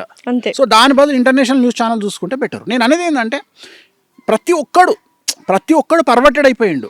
నేను అనేది నైతిక బాధ్యత, నేను అనేది క్వశ్చనింగ్ లేదమ్మా. అన్నిటికంటే ముఖ్యం నేను ఏమంటున్నా అంటే దెర్ ఈజ్ నో క్వశ్చన్. ఏది వేస్తే అది నమ్మాలి. అది నిజం కాదని తెలుసు. అయినా సరే నేను రాజకీయాలు అట్లే అయినాయి, సినిమా ఇండస్ట్రీ అట్లే అయింది, ప్రతి ఒక్కటి business, products, promotions, everything. Celebrity అనగానే పుక్కడికి దొరికిండా మీకు? ఎవడు పడితే ఏ హీరోని తిట్టడము, హీరోయిన్ తిట్టడము, యాంకర్లు తిట్టడము, ఇష్టం వచ్చి నోటికి వచ్చిన తిట్లు తిట్టడం. పద్ధతిగా ఉన్నా తిడుతున్నారు, ఏం చేయాలి చెప్తున్నా. ఇప్పుడు అందుకని ఒక సామెత ఉంది కదమ్మా, పెట్టనమ్మ ఎలాగో పెట్టదు పెట్టేముండకి ఏమైంది అని. ఒక సామెతనే ఉంది, పెట్టనమ్మ ఎలాగూ పెట్టదు పెట్టేముండకి ఏమైంది అని. అట్లా నిండుగా బట్టలు వేసుకున్న అమ్మాయిని తిడుతున్నారు, ఎక్స్పోజింగ్ చేసే అమ్మాయిని తిడుతున్నారు. సో నేను అందుకని ఏమంటున్నా అంటే ఈ విమర్శలకు మీరు తలొగ్గకండి. సో మనకు నచ్చింది మనము చేయాలి, నచ్చినట్లు మీరు బ్రతకండి, తప్పుడు పనులు చేయకుండా నచ్చినట్టు. రెండోది ఏంటంటే విమర్శించే వాళ్ళని చూసి కృంగిపోకండి, పర్వర్టెడ్గా బిహేవ్ చేయకండి. ఏంటి సార్ ఇంత ఆహ్లాదకరంగా వేశారు ఈ ఫామ్ హౌస్, బాతులు, చక్కగా కోళ్ళు, డిఫరెంట్ ఆవులు, కుక్కలు ఇవన్నీ ఉన్నాయి. ఏంటి దీనికి రీజన్ ఏంటి? ఈ ఫామ్ హౌస్కి యొక్క ఏం లేదు, పర్పస్ ఏంటి? వచ్చినప్పుడు మెంటల్ ఎక్కింది. కరోనా వచ్చినప్పుడు ఇంట్లో నాకు ఖాళీగా ఇంట్లో ఉండడం అంటే చిరాకు. అంటే నాకు ఎట్లాంటి మెంటాలిటీ అంటే నేను ఇవాళ పని లేదనుకో, పని లేకపోతే ఈనార్బిడ్ మాలో జీవికేనో ఎటో వెళ్ళిపోయి చెప్పులు అవసరం ఉన్న చెప్పులు, లేకున్నా చెప్పులు, లేకుంటే పర్ఫ్యూమ్ ఏదో కొనుక్కొని వచ్చే టైప్ నేను. నాకు రిలాక్స్ ఇచ్చేది షాపింగ్, రెండోది వెంకటేశ్వర స్వామి, మూడోది స్విమ్మింగ్. ఇవి తప్ప నాకు వేరే ఉండవు లైఫ్లో. సో ఫస్ట్ ఇది షాపింగ్. ఎంత ఖర్చు పెడతారు సార్ షాపింగ్? హైయెస్ట్ ఖర్చు ఎంత ఒక రోజు చాలా పెట్టింది? పెడతా, చాలా పెడతా. ఎంత ఒక రోజుకి ఎంత పెట్టారు హైయెస్ట్ ఖర్చు? చాలా ఉంది. చెప్పండి సార్. నేను అవి చెప్పలే కానీ ఒక డ్రీమ్ ఉంది నాకు, చేసుకొని వచ్చిన. లండన్ లో హెవార్డ్స్ అని ఒక బిల్డింగ్ ఉంటుంది. ప్రపంచం మొత్తంలో దాని గొప్పతనం ఏంటంటే అక్కడికి వెళ్ళి ట్యాగ్ చూడకుండా షాపింగ్ చేయాలి. దానికి ట్యాగ్ ఉండదు. వాటికి ట్యాగ్స్ ఉండవా? ఉండవు. ఉదాహరణ నువ్వు టీ షర్ట్ చూసావు అనుకో, ఆ టీ షర్ట్ కు ట్యాగ్ ఉండదు.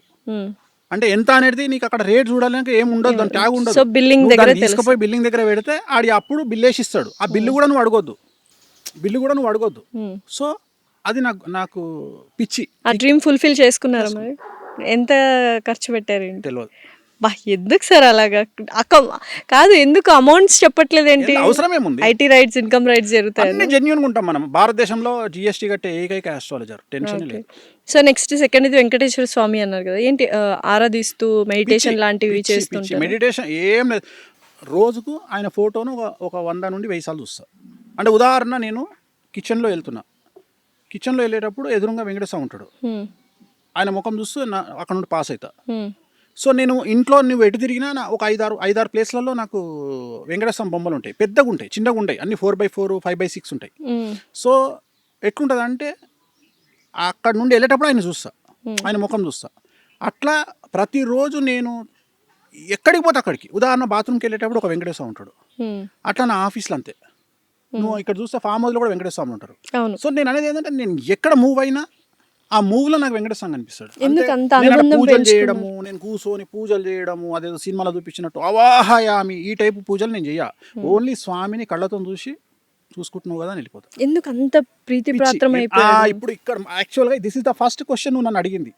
అక్కడ నుండి మనం డీవియేట్ అయ్యి తిరిగి ఇటు వచ్చినాం. యాక్చువల్గా విషయం ఏంటంటే ఈ దేవుడు తప్ప ప్రపంచంలో మనల్ని ఎవడు కాపాడు అని గుడ్డిగా నమ్మే వ్యక్తిని నేను.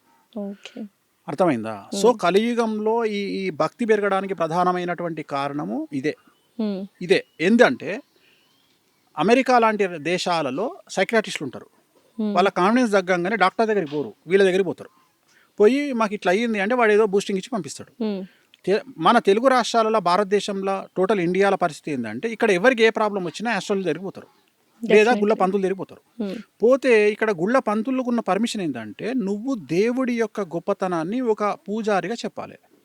ఇక్కడ ఆస్ట్రాలజర్ గొప్పతనం ఏంది అంటే నేను భగవంతుడిని ధ్యానించు, నీకు ఇంకెవ్వడు అవసరం లేదు అని వాళ్లకు బలమైనటువంటి ఒక భయాన్ని పోగొట్టి వాళ్లకు ధైర్యాన్ని నింపడం నా యొక్క కర్తవ్యం. సో నేను ఇక్కడ ముందే చెప్పి నీకు ఈ ప్రాబ్లం ఉంది. ఉదాహరణ భార్యాభర్తలు విడిపోతారు. అయ్యా మీరిద్దరు విడిపోయే అవకాశం ఉంది, ఇగో నువ్వు మొదలే చెప్తారే నీ పెళ్ళం కొట్టినా నువ్వు కంట్రోల్ ఉండు, నువ్వు కోపానికి రాకు. అట్లా మీకు ముందే తెలిసిపోతుంది. జాతకాలు చూసి ఖచ్చితంగా తెలిసిపోతాయి కదా. సో ఇప్పుడు జాతకంలో వాళ్ళు ఇలాంటి మనుషులను తెలిసినప్పుడు దాన్ని కొన్ని పరిహారాలు చెప్పినప్పుడు ఆ జ్యోతిష్యంలో చెప్పినవి మనం తిరగరాయొచ్చా?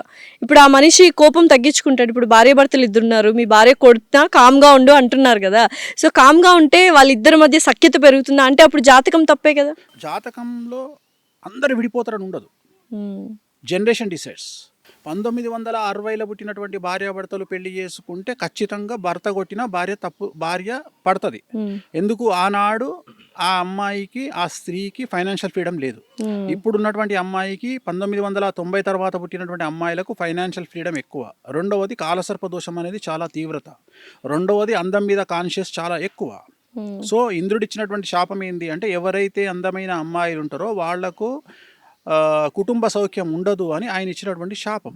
అందుకని నువ్వు తీసుకో, ఎవరైతే అందంగా ఉన్న అమ్మాయిలు ఉంటారో వాళ్ళ జీవితంలో భర్త అనేవాడు ఉండడు. రెండవది నువ్వు గమనించినట్లు ఎవరైతే ఆల్మోస్ట్ ఆల్ అందగత్తెలు ఉన్నారో వాళ్ళందరూ చూస్తే ఏజ్ గ్యాప్ ఉన్నటువంటి వాళ్ళని పెళ్లి చేసుకోవడమో లేదా సెకండ్ మ్యారేజ్గా వెళ్ళడమో జరిగింది.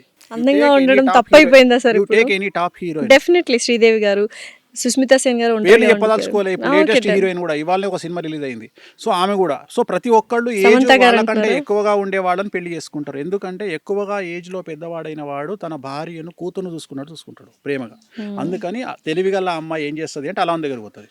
ఎవరైతే తెలివి లేని మూర్ఖపురాలు ఉంటుందో ఆ అమ్మాయి ఏం చేస్తుంది అంటే నాకు మంచి అందమైనటువంటి వాడు కావాలి అనుకుంటే మనకు ఆల్రెడీ దుకాణం పెట్టడానికి ఇంకా 7 మంది అమ్మాయిలు రెడీగా ఉంటారు.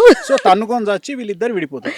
అయితే ఇప్పుడు అందమైన అమ్మాయి అందంగా ఉన్న హస్బెండ్ చేసుకోవద్దంట. నేను అనేది ఆల్రెడీ ఖాళీగా లేడు కదా అని చెప్తున్నా. ఓకే. నేను అనే పాయింట్ ఏంటంటే ఇక్కడ ఇంకోలాగా చెప్పొచ్చు, అందానికి ఇంపార్టెన్స్ ఇవ్వకుండా వాళ్ళ మనసుకు జాతక- నచ్చిన అది ఎవడిస్తాడు ఇప్పుడు పైసలుగా మగోనికి చూడమ్మా, మగోనికి అందం కావాలి, ఆడదానికి డబ్బు కావాలి. అట్లా ఏం లేదు సార్.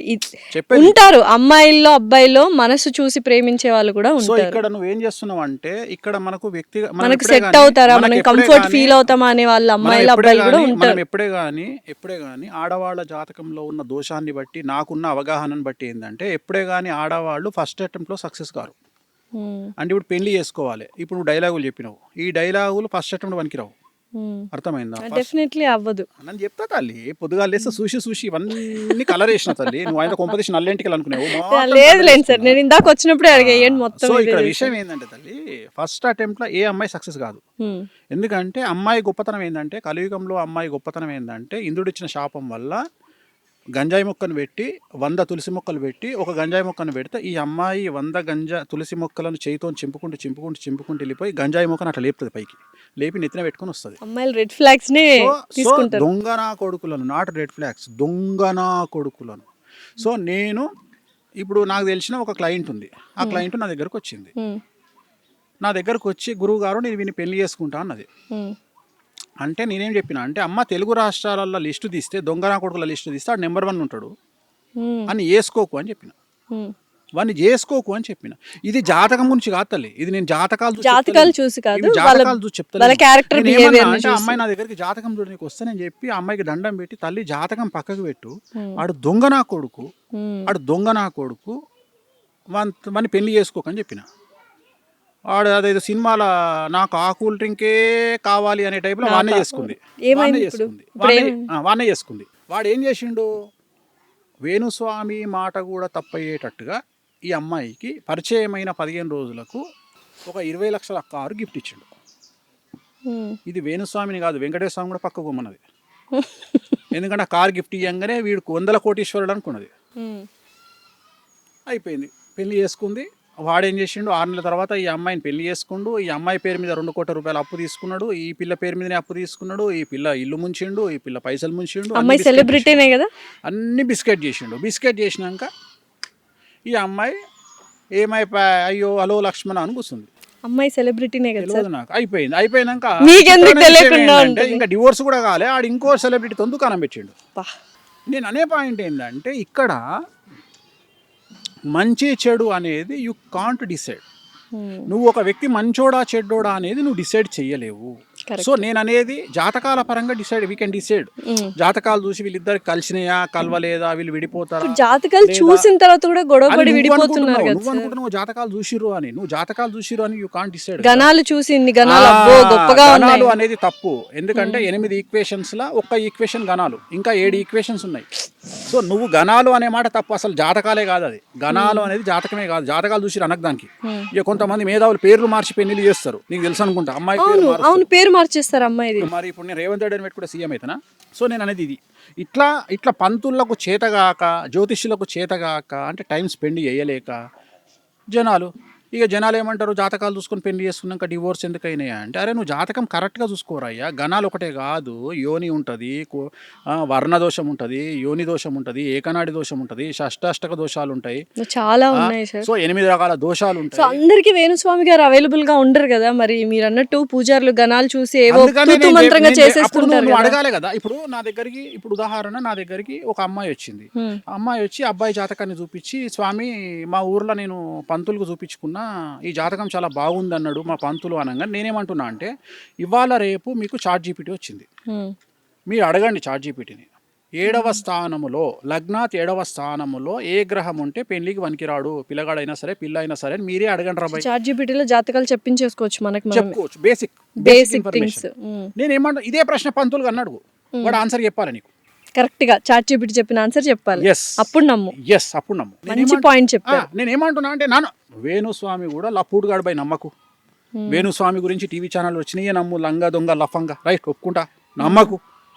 ఫస్ట్ ChatGPT ఓపెన్ చేయి. ChatGPT ఓపెన్ చేసి 7వ స్థానంలో కేతు ఉన్నాడు, మరి ఏంది పరిస్థితి? ఇప్పుడు వైదవ్యం అంటాం. ఒక అమ్మాయికి పెళ్లి చేసుకున్నాక భర్త చనిపోతాడు, అట్లనే ఒక అబ్బాయికి పెళ్లి అయినాక భార్య చనిపోతుంది. అది ChatGPT చెప్తుంది నీకు. నువ్వు అడిగితే చెప్తుంది. నువ్వు 7వ స్థానంలో ఉంటే పంతులు గాడి చెప్పలే నీకు. నువ్వు చక్కగా తీసుకుపోయాను ముందర పెట్టి ఆ 7వ స్థానంలోకి కేతు ఉన్నాడు ఎట్లా చేసుకోవాలి పంతులు అని అడగంగానే చెల్ల చెమటలు వస్తాయి పంతులకు. ఎందుకంటే సబ్జెక్ట్ పంతులు తెలియదు కాబట్టి నాకు తెలియదు తల్లి అంటాడు. ప్రతి ఒక్కళ్ళ వేణుస్వామి గారిని అప్రోచ్ కాలేరు కాబట్టి ChatGPT బేసిక్ గా వాడమంటున్నాను. చెప్తుంది నేను ChatGPT అడగండి. నేను అనేది ఏంటంటే ChatGPT మనుషుల కంటే ChatGPT గొప్పది కాదు. త్వరలో ChatGPT అంతమవుతుంది, AI కూడా అంతమవుతుంది. AI అనేది మనుషులకు పోటీ రాదు జాతకరీత్యా. ఏంటి సార్ ఫ్యూచర్ అంతా AI అంటున్నారు? Waste AI artificial intelligence future అంతా అంటున్నారు. వేణుస్వామి చెప్పిండు, అండర్లైన్ రాసుకోండి. ఏమని? AI పోతుంది. ఎప్పుడు, ఎన్ని ఇయర్స్ కి పోతుంది? 2032 వరకు AI మీద జనాలకు ఇంట్రెస్ట్ పోతుంది. తర్వాత మళ్ళీ ఏమైంది, మనుగడ ఏమైంది? AI ఉండదు. AI నంబర్ కంప్యూటర్ సిస్టమ్ ఇవే నడుస్తాయి కానీ AI అనేది పెద్ద పీక్ పడగొట్టేది ఏం కాదు. అంటే మనిషి నాలెడ్జ్ ముందర AI నథింగ్. అంతే అంటారు. ఎందుకమ్మా 2+2 4 అని చెప్పడానికి AI ఎందుకు? మనిషి లేడా? నేను అది గొప్ప విషయం కాదు. మనకు మానవ మేధస్సు కంటే గొప్పది చెప్పాలి. ఆల్రెడీ నువ్వు ఏదైతే డేటా లోపలికి ఎక్కించినామో అది AI చెప్తుంది. కానీ రోజుకు మనము ప్రతి సిచ్యువేషన్ డిఫరెంట్ గా ఉంటుంది. రోజు డిఫరెంట్గా ఉంటుంది తల్లి, ప్రతిరోజు డిఫరెంట్గా ఉంటుంది. సో నువ్వు అంచనా వేయలేవు. జనాలు చేసే మోసాన్ని యూ కాంట్ ప్రిడిక్ట్. నువ్వు అంచనా వేయలేవు మోసాలని కానీ, అభివృద్ధిని కానీ, రాకెట్లను కానీ. You can't predict anything in society. Sir ఇప్పుడు మరైతే బీటెక్ స్టూడెంట్స్ అందరూ ఆర్టిఫిషియల్ ఇంటెలిజెన్స్ అనే కోర్సులో జాయిన్ అయిపోయారు, చాలా చేస్తున్నారు. అప్పుడు మరి పరిస్థితి ఏంటి? చేతగానోడు బ్రతుకు తెరువు చేతగానోడు కాంపిటీషన్కు భయపడేటోడు ఏఐకి భయపడతాడు. ఇట్లాంటి ఏఐలు వస్తేనే కదా వేణుస్వామి వాల్యూ తెలిసేది. ఇట్లాంటి ఏఐలు వస్తేనే కదా నీలాంటి అమ్మాయిల వాల్యూ తెలిసేది. ఏఐని ప్రశ్నలు అడుగుమను, ఏఐ బెండకాయ కూర ఏమను చేస్తుందా? చేయదు కదా. ఏం చెప్తుంది? 2+2 4 అని చెప్తుంది. నువ్వేంద్రా బాయ్ ఏఐ చెప్పని నేను చెప్పుకోనా? నేను అనేది ఇప్పుడు నువ్వు ChatGPTని నువ్వు ఏఐని అడుగు, డేట్ ఆఫ్ బర్త్ పెట్టి, అది చెప్పిన దానికంటే 100% మంచి ఇంకెక్కువ చెప్తా. జాతకం బెట్టు కడదాం కెమెరా ముందు. 100% అయిపోయింది. మరి ఇంక ఏం బీకింది అంటే ఎవడైతే టాలెంటెడ్ పర్సన్ ఒకడు ఉంటాడు, మన గ్రూప్లో కూడా ఒకడు ఉంటాడు. ట్రైన్ పోతుంటే ట్రైన్ దిగి ట్రైన్ నూకుతున్నా అని దాన్ని పట్టుకొని ఇట్లా పోతుంటాడు. సో అట్టే కష్టం చేయకుండా కష్టం చేసిన అని బిల్డప్ ఇచ్చేటోనికి ఏఐలు భయపెడతాయి. నీలాంటోనికి నాలాంటోనికి ఏఐలు భయపెట్టాయి. మనం ఏఐ అమ్మ మొగుడు. సో ఏఐ ఇంకోటి ఏఐకి భయపడడం కూడా తప్పే. ఎందుకంటే ఏఐ కూడా మనం క్రియేట్ చేసిందే కదా. అంతే. సో మనం క్రియేట్ చేసిన దానికి మనం భయపడేది. జాబ్లు వెళ్ళిపోతాయి.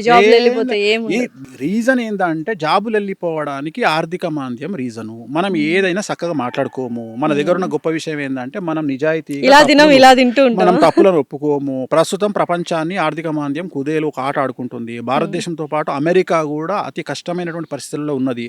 ఆ విషయాలు మనం మాట్లాడకుండా అప్పులలో ఉన్నటువంటి కంపెనీలు, దివాలా తీసిన కంపెనీలు అన్ని పనులను తీసేస్తుంటే దానికి వాడు ఏ అనేటువంటి ఒక రూల్ చెప్పి మనల్ని తీసేస్తున్నాడు. Okay, definite. సార్ ఇప్పుడు ప్రపంచంలో అతిపెద్ద సమస్య ఏంటంటే డబ్బు సంపాదించడము. డబ్బు లేని వాళ్ళు అంటే ఏదైనా ప్రాబ్లం ఉంది అంటే అది డబ్బుతో ముడిపడి ఉంటుంది. సో వేణుస్వామి గారు డబ్బు ఎలా సంపాదిస్తారు, డబ్బు సంపాదించడం ఎలా అని అడిగితే ఏమంటారు? డబ్బు సంపాదించడం ఎలా అంటే ప్రపంచంలో 3 విషయాలు చాలా సింపుల్ విషయాలు. 1 డబ్బు సంపాదించడం, 2 అమ్మాయిని పడేయడం, 3 సెలబ్రిటీ స్టేటస్ అవ్వడం. ఈ 3 చాలా ఈజీనా? ఈజీ. ఈ 3 కోసం మొత్తం చెప్పని ప్రపంచంలో ఈ 3 ఈజీ. ప్రపంచంలో 3 కష్టం. 1 డబ్బు నిలుపుకోవడం, 2 పడేసిన అమ్మాయిని కాపాడుకోవడం, 3 సెలబ్రిటీ స్టేటస్ నిలబెట్టుకోవడం. డెఫినెట్లీ. ఓకే. సో ఇక్కడ సెలబ్రిటీ స్టేటస్ నిలబెట్టుకోవడము, ఇప్పుడు ఉదాహరణ అమ్మాయి పడే వరకు ఉన్న కసి పడ్డ తర్వాత ఉండదు. ఎఫర్ట్స్ ఉండవు తర్వాత. ఎస్. ఎందుకు అంటే ఆమె పొద్దున్న లేస్తే మన ఇంట్లోనే మన ముంగటనే బాత్రూమ్ కాడ బ్రష్ చేసుకుంటుంది, రాత్రి ముఖం కడుక్కోకుండా. సో అంతకుముందు మనం కలవనికి వచ్చినప్పుడు చాలా అందంగా తయారై వస్తుంది మేకప్ వేసుకొని. సో తర్వాత మనకు అందంగా అనిపించదు. చెప్తా నేను. సో తర్వాత అంతకుముందు ఆ అమ్మాయిని ప్రేమించేటప్పుడు ఈ అమ్మాయి పడితే చాలనుకుంటాడు మొగోడు. తర్వాత పెళ్లి కాగానే ఏమవుతుంది, నెలకు రెంట్ కట్టాలి, కార్ ఇన్స్టాల్మెంట్ కట్టాలి. సో వీడు ఈ పనులు ఉంటాడు. అమ్మాయికి ఏమనిపిస్తుంది అంటే ఇంతకుముందు టైం అంతా నాకు ఇచ్చేటోడు ఇప్పుడు నాకు ఇస్తలేడు. సో వాన్ సావేంది, పైసలు సంపాదించి బాధ్యతల వల్ల వాడు నానా రకాల సంకలు నాకాల్సి వస్తుంది. ఈ అమ్మాయి ఏమనుకుంటుంది, నాతో మాట్లాడతలేడు అనుకుంటుంది. రెండోది అమ్మాయి మెంటాలిటీ ఎట్లుంటుంది అంటే నువ్వు 10 కిలోల బంగారం నెక్లెస్ మెడలేసినావా, రాత్రి 8 గంటలకు అన్నం తినలేదు అని అడగకపోతే ఈ 10 తులాల బంగారం మీకినట్టే. అంతే కదా. నేను అదే చెప్తున్నా, దీన్ని బ్యాలెన్స్ చేయగలిగిన వాడు మగవాడు అని చెప్తున్నాను. ఇక్కడ అమ్మాయిని తప్పు మొగోడు ఏమనుకుంటాడు అంటే నేను మంచి కారు పెట్టినా నా పెళ్ళానికి అని ఖుషి అవుతాడు. నేనేమంటున్నా, కారు పెడితే కాదురా, రాత్రి పొద్దున టిఫిన్ చేసినావని అడుగురా, హ్యాపీ ఫీల్ అవుతుంది. ఇంకోటి 5 తులాల బంగారు నకలు తెచ్చి గిఫ్ట్ పడేసిన అనుకో, అరే దానివల్ల సాటిస్ఫై కాదురా, గంట సేపే ఉంటుందిరా, మళ్ళీ రాత్రి నువ్వు ఏం తిన్నావు అని అడగకపోతే మళ్ళీ మొదటికి వస్తారా లొల్లి. సో అందుకని నువ్వు అన్ని బ్యాలెన్స్ చేయి. ఇక్కడ అమ్మాయికి కావాల్సిన, భార్యకి కావాల్సినటువంటి ఫుడ్ ఇయ్యి, కేరింగ్ ఇయ్యి, సో ఫ్రీడమ్ ఇయ్యి, అన్నీ ఇస్తేనే ఒక అమ్మాయి నీకు ప్రేమతో అణిగిమణిగి ఉంటుంది. నిజమైన మొగోడు తలుచుకుంటే పెండ్లాన్ని ఎవ్వనంటే వాడిని పెండ్లాంతో మర్డర్ చేయించవచ్చు. నిజమైన హస్బెండ్ కరెక్ట్గా భార్యను హ్యాండిల్ చేస్తే ఆ భార్యకు కత్తిచ్చి వాడిని చంపే అంటే చంపేస్తుంది. కానీ అది చేతగాని కొడుకులు, వీళ్ళకి ఏదో ఎక్స్క్యూజెస్ చెప్పుకోగలిగిన వాళ్ళు సరిగ్గా అమ్మాయిని చూసుకోరు. నేను అనేది ప్రయారిటీ ముఖ్యం రా. నీ జాతకం, నీ జీవితంలో నీ ఫస్ట్ ప్రయారిటీ నీ పెండ్లం, నీ సెకండ్ ప్రయారిటీ నీ పిల్లలు, బస్ అంతే. ఇంక వదిలేసి ఇంక తల్లి తండ్రి వీళ్ళ మీద బాధ్యత చూపి. నీ తల్లి తండ్రి ఉన్నారు, నీ తల్లిదండ్రికి బాధ్యత. నీ బాధ్యత ఏంది? వాళ్ళకి టైంకు మెడికల్ షాప్లో మెడిసిన్స్ ఇప్పియడము, వాళ్ళు తిన్నరా లేదా కనుక్కో, అది బాధ్యత. సో ఇది తెలియక చాలా మంది గొడవలు పడేసుకుంటూ ఉంటారు. భార్య భర్త విడిపోవడానికి ఇటు తల్లిదండ్రులు అటు తల్లిదండ్రులు కారణం. రెండవది ఏంటంటే, ఇప్పుడు ఉదాహరణ ఈ మధ్య కాలంలో అమ్మాయిలు స్ట్రెస్ ఎక్కువ తీసుకోవడం వల్ల, రెండవది మనం తాగేటువంటి పాలల్లో మొత్తము కెమికలైజ్డ్ పాలు, దానివల్ల అమ్మాయిలు త్వరగా పీసీఓడీలు వస్తున్నాయి. సో పీసీఓడి అనగానే పీసీఓడి ఒకటే కాదు, హార్మోనల్ ఇన్బ్యాలెన్స్.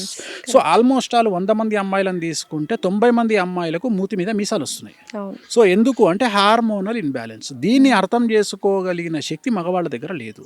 ఇక్కడ విషయం ఏంటంటే, వాళ్ళను ఒక బాధితులుగా చూడాలి మనం, అమ్మాయిలను ఒక బాధితులుగా చూడాలి. బాధితులుగా చూసినప్పుడు అరే వీళ్ళు పీసీఓడి బారిన పడ్డరు, ఒక హార్మోనల్ ఇన్బ్యాలెన్స్లో పడ్డరు అంటే వాళ్ళు ఒక కన్సర్న్ కోరుకుంటున్నారు. అంటే వాళ్ళ బాడీలో వాళ్ళకి తెలియకుండా ఏవో ప్రకృతిపరమైన జరుగుతున్నాయి, కల్లోలం జరుగుతుంది. నేను అనేది నువ్వు సునామీ అంటావు కదా, ఆ సునామీ సముద్రంలో పక్కకు పెట్టరా. నీ పెండ్లాంలో సునామీ వచ్చింది, నీ బిడ్డల సునామీ వచ్చింది, నీ చెల్లెల సునామీ వచ్చింది, అది గమనించు. ఆ సునామీని ఎట్లా హ్యాండిల్ చేస్తావు అనేది హ్యాండిల్ చేయి. ఆ సునామీని హ్యాండిల్ చేస్తే ప్రశాంతంగా ఉంటుందిరా. సముద్రం ఎంత ప్రశాంతంగా ఉంటుందో ఆడదంత ప్రశాంతంగా ఉంటుంది. అప్పుడు జీవితం చాలా ప్రశాంతంగా ఉంటుంది. ఇది ఎవడు ఎంతసేపు వాడు ఆ అమ్మాయి డేట్లో ఉన్నప్పుడు కూడా నాకు టీ అంటాడు పెళ్ళాన్ని.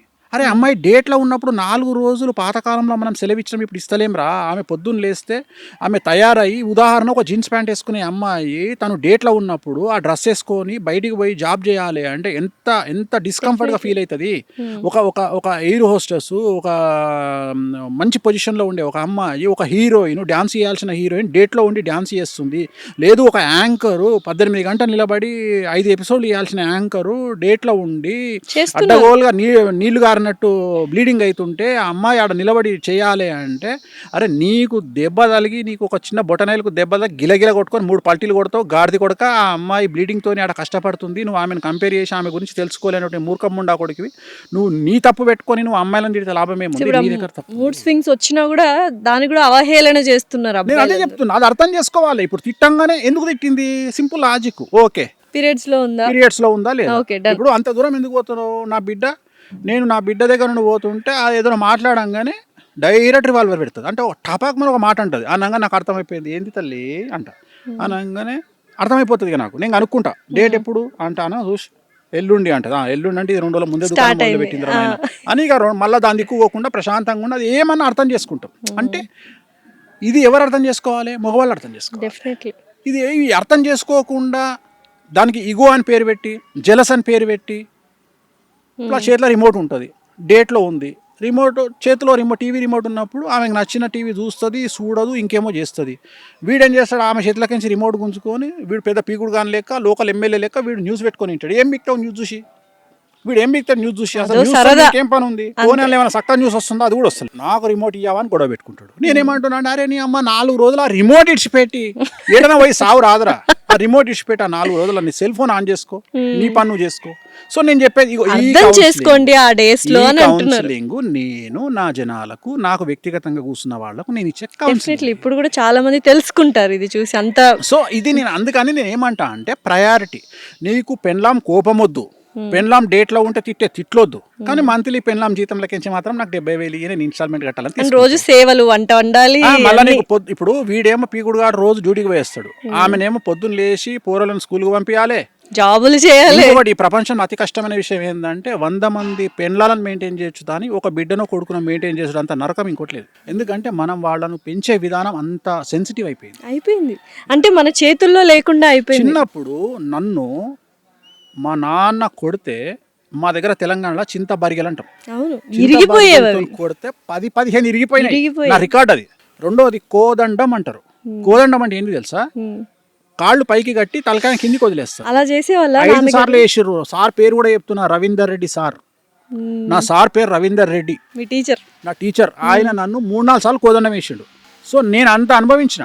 ఇప్పుడు మన పిల్లవాడు మనము ఈ జనరేషన్ పిల్లలు నో అంటే యాక్సెప్ట్ చేస్తలేరు. వాళ్ళు నో అనే పదాన్ని వినడానికి ఇష్టపడరు. పేషెన్స్ కూడా లేదు. పేషెన్స్ కాదు, నో అంటే No ఆటోమేటిక్గా నో దగ్గర నన్ను వస్తాయి తల్లి. అవును, ఎప్పుడైతే నీకు నో అనే పదం ఇంట్రెస్ట్ లేదో అక్కడ నుండి అన్ని స్టార్ట్ అవుతాయి. వాడు నేను సైకిల్ కొంటా, నువ్వు నో అనలేవు. వాడు ఏది చెప్పినా నువ్వు నోరు మూసుకొని అడగడు, సైకిల్ కావాలి నాకు. నేను అదే చెప్తున్నా. సో ఈ పిల్లల్ని పెంచడము అంత కష్టము. నేను అందుకనే చాలా వరకు సజెషన్ చేస్తా. ఒక్కడే పిల్లగాడు ఒక్కడే. పిల్ల పుట్టిందా మీ అంత అదృష్టవంతులు లేరు. ఎందుకంటే కొడుకులు పుడితే వాడు ఏం చదువుతాడో, ఏం చేస్తాడో, వాడు ఏం అలవాట్లకు అవుతాడో, వాడు ఏ పోక్సోలు ఇరుకుతాడో, వాడు ఇప్పుడు నువ్వు చెప్పినట్టు ఏ డ్రెస్సులు బాగలేకపోతే ఏ అమ్మాయిని గెలుపుతాడో, ఎటు పోతాడో, పెంట అయ్యి మళ్ళీ వాడు ఏ జైల్లో పడతాడో, ఈ మళ్ళీ ఉన్న కుటుంబానికి చెడ్డ పేరు తెస్తాడు. ఇవన్నీ అదే అమ్మాయి అనుకో, పద్ధతిగా పెంచుకోవచ్చు. పద్ధతిగా అందంగా పెంచినాం అనుకో, ఎవడో వాడు రాజు వచ్చి పెళ్లి చేసుకొని పోతాడు. ఓకే, రాణి కావాలంటే రాజు దొరికితే చాలు, కానీ రాజు కావాలంటే నానా సంకలనం నాకాలే. సార్ ఫ్యూచర్ లో పెళ్లిళ్ళు ఉంటాయంటారా సార్? ఉండవా? ఉండవు. మరి ఏంటి సార్, ఇంకా అన్ని లివ్ ఇన్ రిలేషన్షిప్లే అంటారు? అప్పుడు జాతకాలు, జ్యోతిష్యులు వీళ్ళందరూ పని ఉండదు, చాలా కష్టపడాల్సి వస్తుంది జ్యోతిష్కులు. అయితే ఫ్యూచర్ లో చాలా కష్టపడాలా మీరు? ఉంది. సార్ వేరే జ్యోతిష్యం ఉంటాయి ఒకటే కాదుగా, వేణుస్వామి గారికి ఉన్నవి చాలా వ్యాపారాలు ఉన్నాయి. అంటే మన ఇంతమందికి చెప్పే నేను అనేది ఏంటంటే, ఇప్పుడు ఏదో ఒకటి అప్లికేషన్, ఇప్పుడు జ్యోతిష్యం రేపు పొద్దున ఇప్పుడు నువ్వు అన్నావు ఏఐ వచ్చింది ఆగిపోయింది, నేను అట్లా ఇంతమందికి చెప్పే నేను తప్పెందుకు చేస్తా? నేను ఇప్పుడు ఒక ఎలక కానీ పాము కానీ 10 పొక్కలు చేసుకుంటుందంట. ఒక పొక్కలు కట్టే పెట్టంగా ఇంకో పొక్కలు బయటకు వెళ్ళిపోతుంది. అట్లనే నేను కూడా ఒక ఇన్కమ్ ఆగిపోతే ఇంకో ఇన్కమ్ రెడీగా చేసుకుంటా. అట్లా నేను ఎప్పుడు 5-6 ఇన్కమ్ల మీద బతుకుతా. ఎందుకంటే ఏ ఇన్కమ్ అన్నా ఏ క్షణమైనా ఆగిపోవచ్చు. నేను అట్లాంటి మెంటాలిటీ. అంటే ఉదాహరణ, నేను ఎంత ప్రిపేర్ అయి ఉంటా అంటే, మొత్తం భారతదేశంలో ఈ రాబోయే 2-3 సంవత్సరాలలో ఇంటర్నెట్ ఆగిపోతుంది అని చెప్పిన ఏకైక వ్యక్తి వేణుస్వామి. ఇప్పుడు కూడా చెప్తున్నా, ఇంటర్నెట్ ఆగిపోయిందంటే మన పరిస్థితి ఏంది? బ్యాంకుకు పోయినావు, బ్యాంకులు పనిచేయవు. ఎప్పుడు ఆగిపోతుంది సార్? ఎప్పుడన్నా ఆగిపోవచ్చు. గురువు అధిచారంలో ఉన్నాడు, ఎప్పుడన్నా ఆగిపోవచ్చు. రేపే ఆగిపోవచ్చు, ఇవాళనే ఆగిపోవచ్చు. నువ్వు అబ్జర్వ్ చేస్తే గత 4 నెలల నుండి మన మొబైల్ ఫోన్స్ సరిగా పనిచేయట్లేదు. గత 4 నెలల నుండి మన ఇంటర్నెట్ మొబైల్ నెట్వర్క్ సరిగా పనిచేయట్లేదు. ఒకవేళ మీరు అబ్జర్వ్ చేసి ఉంటే ఫ్రీక్వెంట్గా ఈ సంవత్సరం జనవరి నుండి మనకు రెగ్యులర్గా ఎప్పుడైతే యుద్ధం స్టార్ట్ అయిందో అప్పటి నుండి మన మొబైల్ నెట్వర్క్లో ఇష్యూ స్టార్ట్ అయినాయి, మీరు అబ్జర్వ్ చేసి ఉంటే. సో ఇది ఎప్పుడన్నా జరగవచ్చు. మొబైల్ నెట్వర్క్ ఆగిపోయి ఇంటర్నెట్ ఆగిపోయింది అంటే, నువ్వు షాపుకు పోయి పప్పు అడిగితే వాడు పైసలే అడుగుతాడు. నువ్వు పైసలు లేవు, మొబైల్ ఫోన్ తీసి ఇట్లా GPA అన్నావు అనుకో, నీ ఫోన్ తీసి ఆడ పడేస్తాడు. 17 Pro Max పో అంటాడు ఇంటికి. సో డబ్బులు పెట్టుకోవాలి. సో అందుకని నికరంగా డబ్బులు పెట్టుకోండి. పదే చెప్తున్నా, ఆయిల్ రేట్ పెరుగుతుంది, ఆయిల్ 400 అవుతుంది, పాల రేట్ పెరుగుతుంది 200 అవుతుంది, బియ్యం రేట్ పెరుగుతుంది 200 అవుతుంది. రాబోయే కాలంలో గ్యాస్ దొరకదు, పెట్రోల్ దొరకదు, నూనె దొరకదు, డీజిల్ దొరకదు. అన్నిటికంటే ముఖ్యం లిక్విడ్ క్యాష్ దగ్గర పెట్టుకోవాలి. సో ఎన్ని రోజులు నెట్వర్క్ బంద్ అయిపోతుంది? చెప్పలేము, అది నేను కాదు కదా బంద్ చేసేది. సో కేతు బంద్ చేస్తాడు కాబట్టి ఎన్ని రోజులు బంద్ కావచ్చు. ఒక రోజు బంద్ కావచ్చు, 5 రోజులు బంద్ 2 రోజులకు. ఇంకొకటి, ఇది ఎందుకు డిస్కషన్ చేస్తున్నా అంటే, ఇప్పుడు ఒకవేళ 1 వీక్ బంద్ అయింది అనుకో, ఆల్మోస్ట్ ఆల్ ఇండియాలో ఉన్న పిల్లలలో 10-15% పిచ్చోళ్ళు అవుతారు. ఎందుకు తెలుసా? మొబైల్ ఫోన్ ఇవ్వకపోతే ఎవ్వడు ముద్ద నోట్లో దిగుతలేదు. ఫస్ట్ మన చేతిలో రపకమని ఫోన్ పెట్టాలి, నోట్లో ముద్ద పెట్టాలి. వాడి ఈ ఫోను మనం ఇవ్వకపోతే ఇసిరి కొడితే గంపంలో అవుతుంది, పడుతుంది పోయి. ఒకవేళ మన కర్మ ఏంటంటే, నెట్వర్క్ లేకపోయినా వాడు ఇసిరి కొడతాడు. వాడికి తెలియదు ఇది నెట్వర్క్ అని. ఇప్పుడు మనకంటే నెట్వర్క్ లేదు అనే జ్ఞానం, ఇంగిత జ్ఞానం ఉంది, వాడికి తెలియదు ఆ విషయం. వాడికి ఫోన్ ఇట్లా కొట్టగానే రాకపోతే ఇసిరి కొడతాడు వాడు ఫోను. సో నేను అనేది ఏంటంటే, ఒకవేళ మనకు మొబైల్ ఇంటర్నెట్ పోయి ఫోన్లు పనిచేయకపోతే మన పిల్లల పరిస్థితి ఏంది, తల్లుల పరిస్థితి ఏంది, తిండి ఎవడు పెట్టాలి వీళ్ళకు? సో ఇంత ఆలోచిస్తాను నేను. అంటే ఇంత దూరం ఆలోచిస్తాను నేను ప్రతిదీ అంత నా చుట్టూ ఉండే వాళ్ళని ఎప్పుడు నేను కాషన్ చేస్తుంటాను, జాగ్రత్తగా ఉండండి, ముందు చూపు ఎక్కువ చెప్తుంటా. నేను వేణుస్వామి చెప్పింది 5 ఏళ్ల తర్వాత జరిగేవి ఉంటాయి. చాలా 5 ఏళ్ల తర్వాత ఏం జరుగుతుందో చెప్తారా మాకు? ఇంపార్టెంట్ థింగ్స్ ఇవి జరుగుతాయి. ఇంపార్టెంట్ థింగ్స్ ఏమవుతుంది అంటే, బంగారం రేటు 5 లక్షలు అవుతుంది. 5 లక్షలు అయిపోతుందా? వెండి 6 లక్షలు అవుతుంది. బంగారం కంటే వెండి ఎక్కువ అయిపోతుంది. వెండి పెరుగుతుంది, 6 లక్షలు అవుతుంది. తర్వాత బియ్యము 200 అవుతుంది, పాలు 200 అవుతుంది, పెట్రోలు డీజిల్ ఆల్మోస్ట్ ఆల్ దొరకకపోవచ్చు. సో ఎలక్ట్రిక్ వెహికల్స్ మీద ఆధారపడాల్సి వస్తుంది. తర్వాత చాలా విచిత్రమైనటువంటి మాట, ఇవాళ మతం గురించి మాట్లాడే జనాలు నెత్తిన పెట్టుకుంటున్న సమాజం 2-3 ఏళ్ళ తర్వాత మతం గురించి మాట్లాడితే దొంగలను చూసినట్టు చూస్తారు. సో అప్పుడు మతాన్ని గురించి కాకుండా మనకు తిండి ఎవడు పెడతాడని ఆలోచిస్తాం. మన భారతదేశం నడిచేదే జాతీయ నేను స్థాయిలో. చెప్పే పాయింట్ నీకు అర్థం కాలే. మ్మ్.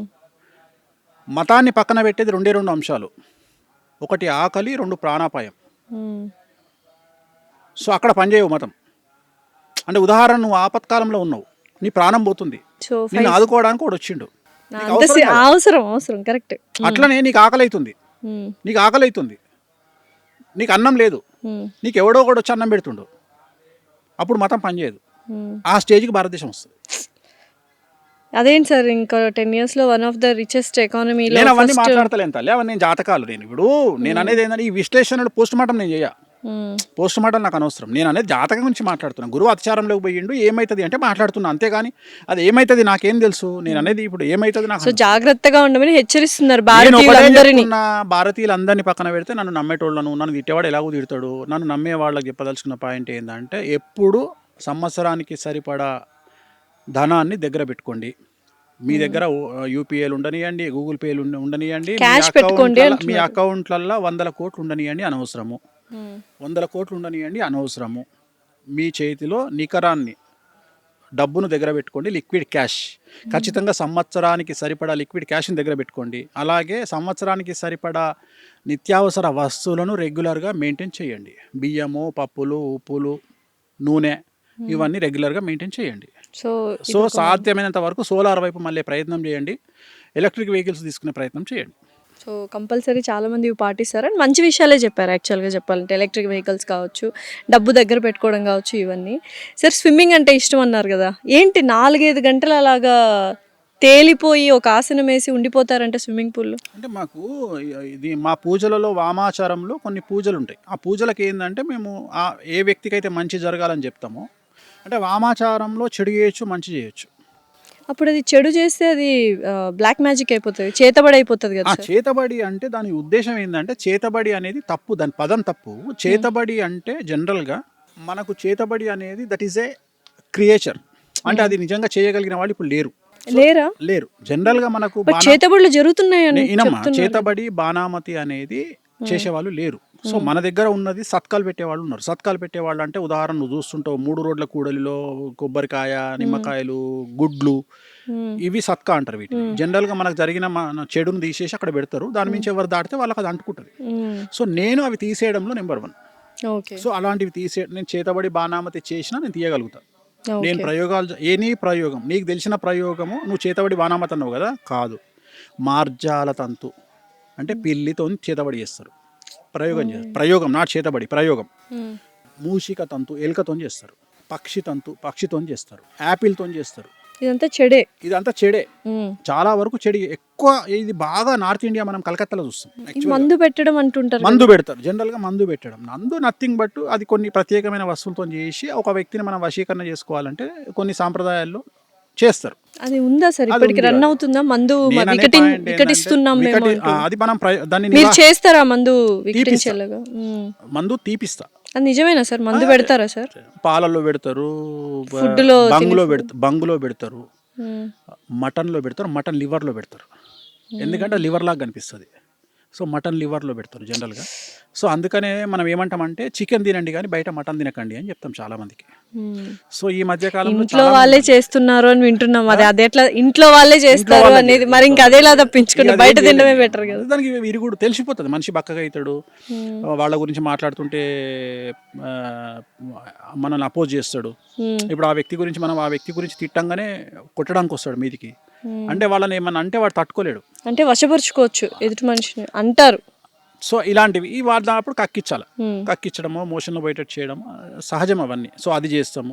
సో ప్రయోగాన్ని నివారణ చేయగలిగిన వాడిని నేను. ఎందుకంటే నా మా నాన్న నాకు నేర్పించింది ప్రయోగ నివారణ. నేను ఎక్కువ ప్రయోగ బాధ నివారణ చేస్తుంటాను. ఎంత పెద్ద ప్రయోగ నివారణ అంటే ఎవరైనా ప్రయోగాలు, చెడు ప్రయోగాలు, ఇప్పుడు చేసినవి బ్లాక్ మ్యాజిక్ ని తీసేయడం నా ఫస్ట్ ప్రయారిటీ. సో దీంట్లో మా ప్రాణాలకు కూడా ముప్పు ఉంటుంది, మాకు కూడా సమస్యలు వస్తాయి. అయినా ఐ డోంట్ కేర్. నన్ను నమ్ముకున్న వాడికి ఏదైనా చేయాలనేటువంటి ఉద్దేశం. సెలబ్రిటీ సక్సెస్ అవ్వాలి అనుకున్న వాళ్ళకి ఇటువంటి ప్రయోగాల నుంచి విముక్తి కల్పిస్తూ ఉంటారు. చాలా చాలా యాక్చువల్గా సార్ మీ దగ్గర ఏంటి ఆ క్వశ్చన్ మీరు ఆన్సర్ చేయలేదు నాకు. సెలబ్రిటీలు అయ్యాక మీ దగ్గరకు వస్తున్నారా, మీ దగ్గరకు వచ్చాక వాళ్ళు సెలబ్రిటీలు అవుతున్నారు? సెలబ్రిటీలు అయినాక నా దగ్గరికి ఎందుకు వస్తారు? మనకు అవసరం కూడా లేదు. నా ఫోన్కి ఇసుక కానీ నేను నాతో వానికి పని ఏముంటుంది? చాలా మంది చెప్పుకోరు కూడా, ఇష్టపడరు. అవును చాలా మంది, కానీ కొన్ని చూసాం సార్ ఈ మధ్య పెద్ద పెద్ద వాళ్ళు చాలా బాగా సెటిల్ అయ్యారు. అంటే కాదు తల్లి, ఇట్లా నీకు తెలిసిన ఇప్పుడు సోషల్ మీడియాలో మెయిన్ స్ట్రీమ్ మీడియాలో నీకు తెలిసిన 3 ఉంటారు, అవును అట్లా 3000 మంది ఉంటారు బయట. నేను కూడా వస్తే నన్ను సెలబ్రిటీని చేస్తారు, నమ్మకం ఉండాలి అంతే అంటారు కదా. అంతేనా సార్? నువ్వు ఆల్రెడీ సెలబ్రిటీ కదా. అయిపోయాను సెలబ్రిటీ అంటే దాని అర్థం ఏంటంటే 10 మందికి తెలియడం, గుర్తింపే సెలబ్రిటీ. అంతే, జనాల యొక్క గుర్తింపే సెలబ్రిటీ. అంటే సెలబ్రిటీ నెక్స్ట్ లెవెల్ తీసుకెళ్ళడానికి కూడా మీ దగ్గరకు వస్తుంటారు. 100% వస్తారు. అంటే దానికి నీ కష్టం కూడా ఉంది. నేను ఏమంటా అంటే 88% మాత్రమే దైవికమైన శక్తి నీకు సహాయపడుతుంది.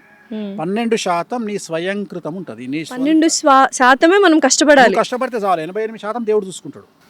అందుకనే దానికి ఒక సామెత ఉంది, గాలిలో దీపం పెట్టి దేవుడా అనొద్దంట, దేవుడా దీపం కాపాడు అనొద్దంట, ఈ 2 చేతులను అక్కడ పెట్టు అన్నాడు.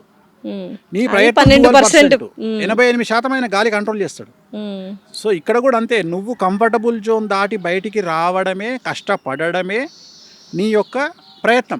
మిగిలిందంతా దేవుడు చూసుకుంటాడు. నువ్వు కష్టపడకుండా నేను కంఫర్టబుల్ జోన్లు ఉంటా, నేను కొట్లాడా, నేను ఎవరితో పోను, నేను ఇంటి పక్కోడు తిడితే ఇంటి పక్కోడు తిడితే ఏడుస్తా, ఇంటి ముంగటోడు తిడితే ఏడుస్తా, నా గురించి ఎవడో ఫేస్బుక్లో కామెంట్ పెట్టంగానే ఏడుస్తా అంటే నువ్వు బయటికి రావు. నువ్వు పట్టించుకోవద్దు. నువ్వు ఏం ఆలోచన చేయాలి అంటే, నేను ఒకటే చెప్తా సమాజానికి, ఆర్టీసీ బస్సులో కూర్చొని ఏడవడం కంటే BMW కార్లో కూర్చొని ఏడవడం గొప్పది అని నమ్మేటువంటి వ్యక్తి వేణుస్వామి. సో మీరు ఏడవండి, కానీ BMW కూర్చొని ఏడవండి, బెంజ్ కార్లో కూర్చొని ఏడవండి, నేను యాక్సెప్ట్ చేస్తా, సంతోషపడతా. కానీ ఆర్టీసీ బస్సులను 2 వీలర్ మీద కూర్చొని ఏడవకండి. ఆ ఏడ్చేది ఏదో పెద్ద కార్లో కూర్చొని, లగ్జరీ కార్లో కూర్చొని ఏడవండి అని చెప్తున్నాను. సో ఇందాక వామాచారం స్విమ్మింగ్ ది ఏదో పరిహారం, అదే వామాచారం ఏంటంటే పరిహారం. ఇప్పుడు ఒక్కొక్కళ్ళకి సంబంధించి కొన్ని మనం మాట్లాడుకునేటప్పుడు ఏంటంటే వాళ్ళకి సంబంధించిన పూజలు ఉంటాయి. ఆ పూజలు చేసినప్పుడు మనం కొన్నిసార్లు ధ్యానం చేయాల్సి వస్తుంది. ఆ వ్యక్తికి సంబంధించి వాటర్ లో ధ్యానం మీద పడుకొని ఆ వ్యక్తికి సంబంధించి పలాంది మంచి కోసం ఆ పూజ చేస్తున్నాడు, అది జరగాలి ఆయనకు అని చెప్పేసి ఆ బాధ్యత తీసుకున్న వ్యక్తిగా నేను ఆ నీళ్ళ మీద ఫ్లోట్ అవుతూ ఒక మంత్ర జపం ఉంటుంది. ఇప్పుడు కామాఖ్య బాగాలముఖి అమ్మవారు ఉంది, ఆ బాగాలముఖి సంబంధించి ఓం శ్రీ బాలముఖి సర్వదుష్టానం వాచముఖం పదం సంభయజిహ్వాంకిలే బుద్ధి వినాశహీం ఓం స్వాహ అంటే ఆ వ్యక్తి ఏం జరగాలి. ఆ వ్యక్తి ఇప్పుడు ఉదాహరణ నీ శత్రువు ఉన్నాడు, నీ శత్రువు అంటే నీకు ఎన్ని రకాల శత్రువులు ఉంటారు? చాలామంది శత్రువులు ఉంటారు. ఈ శత్రువులు అనేది నార్మల్ శత్రువులు వేరే, మనల్ని టార్చర్ పెట్టే శత్రువులు వేరే. మనల్ని టార్చర్ పెట్టే శత్రువుల కోసమే మనం ప్రయోగం చేస్తాం, మనం పూజలు చేస్తాం. మనం టార్చర్ పెట్టే, ఇప్పుడు ఉదాహరణ నీ ల్యాండ్ కబ్జా చేసినప్పుడు కూడా నీ శత్రువే, అలా నువ్వు గెలవాలని పూజ చేస్తాం. అర్థమైంది కదా. అట్లనే నిన్ను ఒకడు నీకు బాగా నరకంగా చూపిస్తున్నాడు. కొంతమంది ఉదాహరణ డివోర్స్ కావాలనుకునే భార్యకు భర్త శత్రువు, అంతే. అర్థమైందా? సో శత్రువు అనేటువంటి ఒక నిర్దిష్టమైన పద ప్రమాణం ఏం లేదు. సో శత్రువు మారుతూ ఉంటాడు. సో యాచక శత్రువు, బిచ్చగానికి బిచ్చగాడు శత్రువు అట.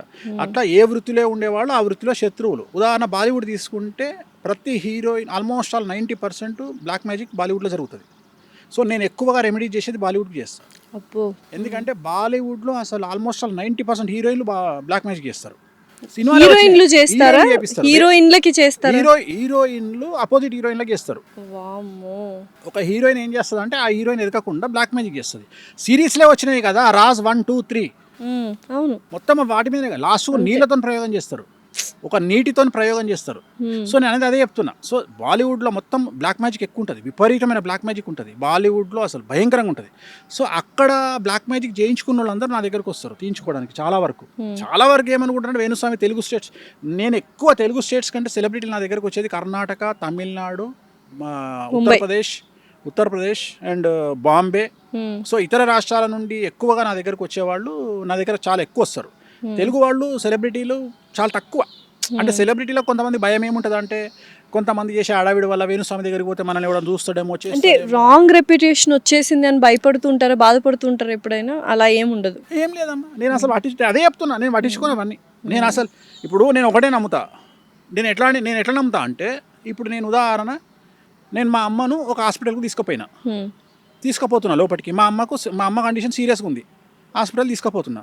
నేను తీసుకుపోయేటప్పుడు పక్కన డెడ్ బాడీ మీద ముసుగు కప్పి తీసుకొస్తారు బయటికి. ఇప్పుడు ఈ హాస్పిటల్లో ఒక పేషెంట్ చచ్చిపోయింది కాబట్టి మా అమ్మ కూడా చచ్చిపోతుంది, వీడు వేస్ట్ కాడు ఈ హాస్పిటలోడు అని నేను వెనక్కి రావాలన్నా లోపలికి పోవాలన్నా? లోపలికే వెళ్ళాలి, దేవుడు హాస్పిటల్ నమ్ముకొని తలకాయనోడు ఏం చేస్తాడు? లోపలికే పోతాడు. పోతాడు. సపోజ్ అట్లా కాకుండా బయటికే తీసుకుపోయాను అనుకో తల్లిని, చచ్చిపోతుంది కదా. నేను అంతే. నా దగ్గరికి నువ్వు రాకపోతే నాకు వచ్చిన నష్టం ఏం లేదు, వేరేటోడు వస్తాడు. నా అర్థమైంది. దగ్గరికి నువ్వు రాకపోతే వేరేటోడు వస్తాడు. నేను నా దగ్గరికి కొంతమంది మేధావులు చాలా మంది వచ్చి, స్వామి మా దగ్గర చాలా మంది క్లయింట్లు, నీది నువ్వు చూపించుకొని పో, వేరేటోని గురించి మాట్లాడకు, మన అపాయింట్మెంట్ దొరికినప్పుడు చూద్దాం, ఇక్కడ నేను ఖాళీ లేక కూర్చోలే. డెఫినెట్లీ. సో ఇంత బిజీగా ఉన్నారు కదా, మరి మిమ్మల్ని అప్రోచ్ చేయాలంటే బాగా, అంటే సామాన్యులకి బాగా కాస్ట్లీ ఏం లేదు. సెలబ్రిటీ తెలుగు స్టేట్స్ లో అతి తక్కువ రెమ్యునరేషన్ తీసుకునేవాడిని నేను ఒక్కనే, జాతకానికి 6,000. నువ్వు నమ్ముతావా? మన దగ్గర 50,000 స్టార్టింగ్, మన దగ్గర 50,000 తెలుగు స్టేట్స్లో, రెండవది 30,000, మూడవది 16,000 ఆస్ట్రాలజర్స్. మీరు మాత్రం 6,000 తీసుకుంటా మనిషికి. Last time 2 years back interview చేసినప్పుడు కూడా ఇదే నంబర్ చెప్పారు. ఇప్పుడు కూడా అదే చెప్తున్నా. ఎంత కాల్స్ కూడా వచ్చాయి, నేను చెప్పించుకోవాలి, నంబర్ వేసి ఉంటాం కదా ఫర్ లాస్ట్ ఇంటర్వ్యూస్. ఇప్పుడు కూడా నీకు అదే చెప్తున్నా, నేను 6,000 రూపాయలు తీసుకుంటా, మీరు చెక్ చేసుకోండి. నాది 4th కింది నుండి పైన 50,000 తీసుకునేవాడు ఉన్నాడు, 30,000 తీసుకునేవాడు ఉన్నాడు, 16,000 తీసుకునేవాడు ఉన్నాడు. నేను 6,000 తీసుకుంటున్నా. కానీ నా బిల్డప్ జనాల్లో ఎట్లా ఫీల్ అవుతారంటే, వేణుస్వామి 1,00,000 రూపాయలు తీసుకుంటాడు అన్నట్టు సీన్ క్రియేట్ అయింది. నేను తీసుకోను, నేను 6,000 తీసుకుంటా. రెండోది, అవసరమైతేనే పూజ రాస్తా. సాధ్యమైనంత వరకు నేను రాసే పూజలు కాళహస్తి, త్రయంబకేశ్వరు, లేకపోతే తిరునల్లారు, కామాఖ్య, ఇవే ఉంటాయి. నేను చేయాలి అంటే నిజంగానే నీకు అంత సీన్ ఉండి నువ్వు దాన్ని పెట్టుకోగలిగిన స్థాయి నీకు ఉంటేనే. ఉదాహరణ, నీ దగ్గర ఒక 100 కోట్లు ఉంటే నేను ఒక 5 లక్షల పూజ రాస్తా, నీ దగ్గర ఒక 10 కోట్లు ఉంటే నేను ఒక 5 లక్షల పూజ రాస్తా. అంత లేని వాళ్ళు ఎలా సార్? దానికి తగ్గట్టుగానే చేస్తాను. అందుకనే లేని వాళ్ళకు అందుబాటులో ఉండే పూజలే చెప్తా. మళ్ళీ ఏం చెప్తా, నువ్వు సెట్ అయినగా చేద్దామని చెప్తా. నా ఉద్దేశం ఏంటంటే, ఇప్పుడు బాయిలో ఉన్నోడిని ఫస్ట్ పడుకున్నోడిని లేపాలి, లేపినాక నిలబెట్టాలి, నిలబెట్టినాక నడిపించినాక పరిగెత్తించినాక ఇంకా ఏదైనా రేజ్ చేపియాలి. అప్పుడు మీరు ఎంటర్ అవుతారు, మీరు చేయాలి పూజలు. ఫస్ట్ నేను ఏం చేస్తా అంటే, వాడిని పడుకున్నోని లేపి నిలబెడతా, నడిపిస్తా, పరిగెత్తిస్తా, అప్పుడు నేను ఇన్వాల్వ్ అవుతా. నా మెంటాలిటీ ఇది. డైరెక్ట్గా పడుకున్నోని నువ్వు ఉరుకురా అని చెప్పా. సో ఫస్ట్ వాడిని సన్నద్ధం చేయాలి, వాడిని అందుకనే సన్నద్ధం చేస్తే వాడు ముందరకు వస్తాడు. అంతేగాని డైరెక్ట్గా వానికి ఆ మాట చెప్పినామనుకో వాడు కుంగిపోతాడు అంతే. సో అందుకని నేను నువ్వు ఇంకోటి ఏంటంటే, ఎందుకు ఇంత నెగిటివ్గా మాట్లాడతా అంటే, నేను ఎక్కువ నెగిటివ్ గురించి మాట్లాడతా. ఎందుకు మాట్లాడతా అంటే, నెగిటివ్ కటీబటీగా ఒకరి జీవితం గురించి చెప్పేస్తారు కాబట్టి, నెగిటివ్ కూడా చెప్పేస్తారు కాబట్టి చాలా రెప్యుటేషన్, ఫేమ్ అనేది దెబ్బతినింది అని నేను అనుకుంటున్నాను. అంటే అట్లేముండదు తల్లి, అట్లేముండదు. యాక్సెప్టెన్సీ ముఖ్యం. ఇప్పుడు డాక్టర్ దగ్గరికి పోయినాం, క్యాన్సర్ సిమ్టమ్స్తో పోయినాం. క్యాన్సర్ రావద్దు అని కోరుకోవాలి తప్ప డాక్టర్ క్యాన్సర్ లేదు అని చెప్పాలని కోరుకోవద్దు. క్యాన్సర్ ఉంది అంటే తిట్టుకుంటాం మనం, అదే జరుగుతుంది. ఏంటంటే, క్యాన్సర్ ఉన్న తర్వాత ఎలా బ్రతకాలి, ఎలా ఫేస్ చేయాలి అనేది డిస్కషన్ చేయాలనేది నా బాధ్యత, నా పద్ధతి. సో చాలా మంది ఏం చేస్తారంటే, క్యాన్సర్ వచ్చినా క్యాన్సర్ లేదు అని చెప్తారు.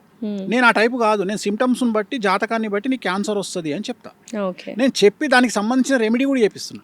సో నాదంతా డిఫరెంట్ స్టైల్ ఉంటుంది నాది. నేను ఏమంటా అంటే, జనాలు ఏమన్నా ఇంకోటి, నాలాగా నెగిటివ్ మాట్లాడే మనిషి ఒకవేళ పాజిటివ్ మాట్లాడితే ఎట్లుంటుంది, ఆ వ్యక్తి ఎంత ఖతర్నాక్ తీసుకుంటాడు. సో అందుకని ఆన్ స్క్రీన్ నెగిటివ్ మాట్లాడతా, ఆఫ్ స్క్రీన్ నేను మాట్లాడే పాజిటివ్ తట్టుకోలేరు ఎవరు. నేను అంత ఎక్స్ట్రీమ్. ఆన్ స్క్రీన్ నెగటివ్ మాట్లాడినా ఆఫ్ స్క్రీన్ వాళ్ళకి మంచి చేస్తున్నా, మంచి మాత్రమే చేస్తున్నా. ఎందుకు చేస్తా అంటే, దీని ఇంపాక్ట్ ఎట్లుంటుంది అంటే, ఎప్పుడు నెగిటివ్గా మాట్లాడే వేణుస్వామి మన గురించి పాజిటివ్గా మాట్లాడిండు అంటే, ఆ వ్యక్తి మీద ఇంపాక్ట్ అనేది కొన్ని crores% ఉంటుంది. డెఫినెట్లీ. అది నేను ఇదంతా స్ట్రాటజికల్గా చేస్తా. నేను నెగిటివ్గా మాట్లాడతా, ఆ పర్సన్ నా ముందర కూర్చున్నప్పుడు పాజిటివ్గా మాట్లాడతా, ఆ మనిషికి నేను ఇచ్చే బూస్టింగ్ అట్లాంటిది.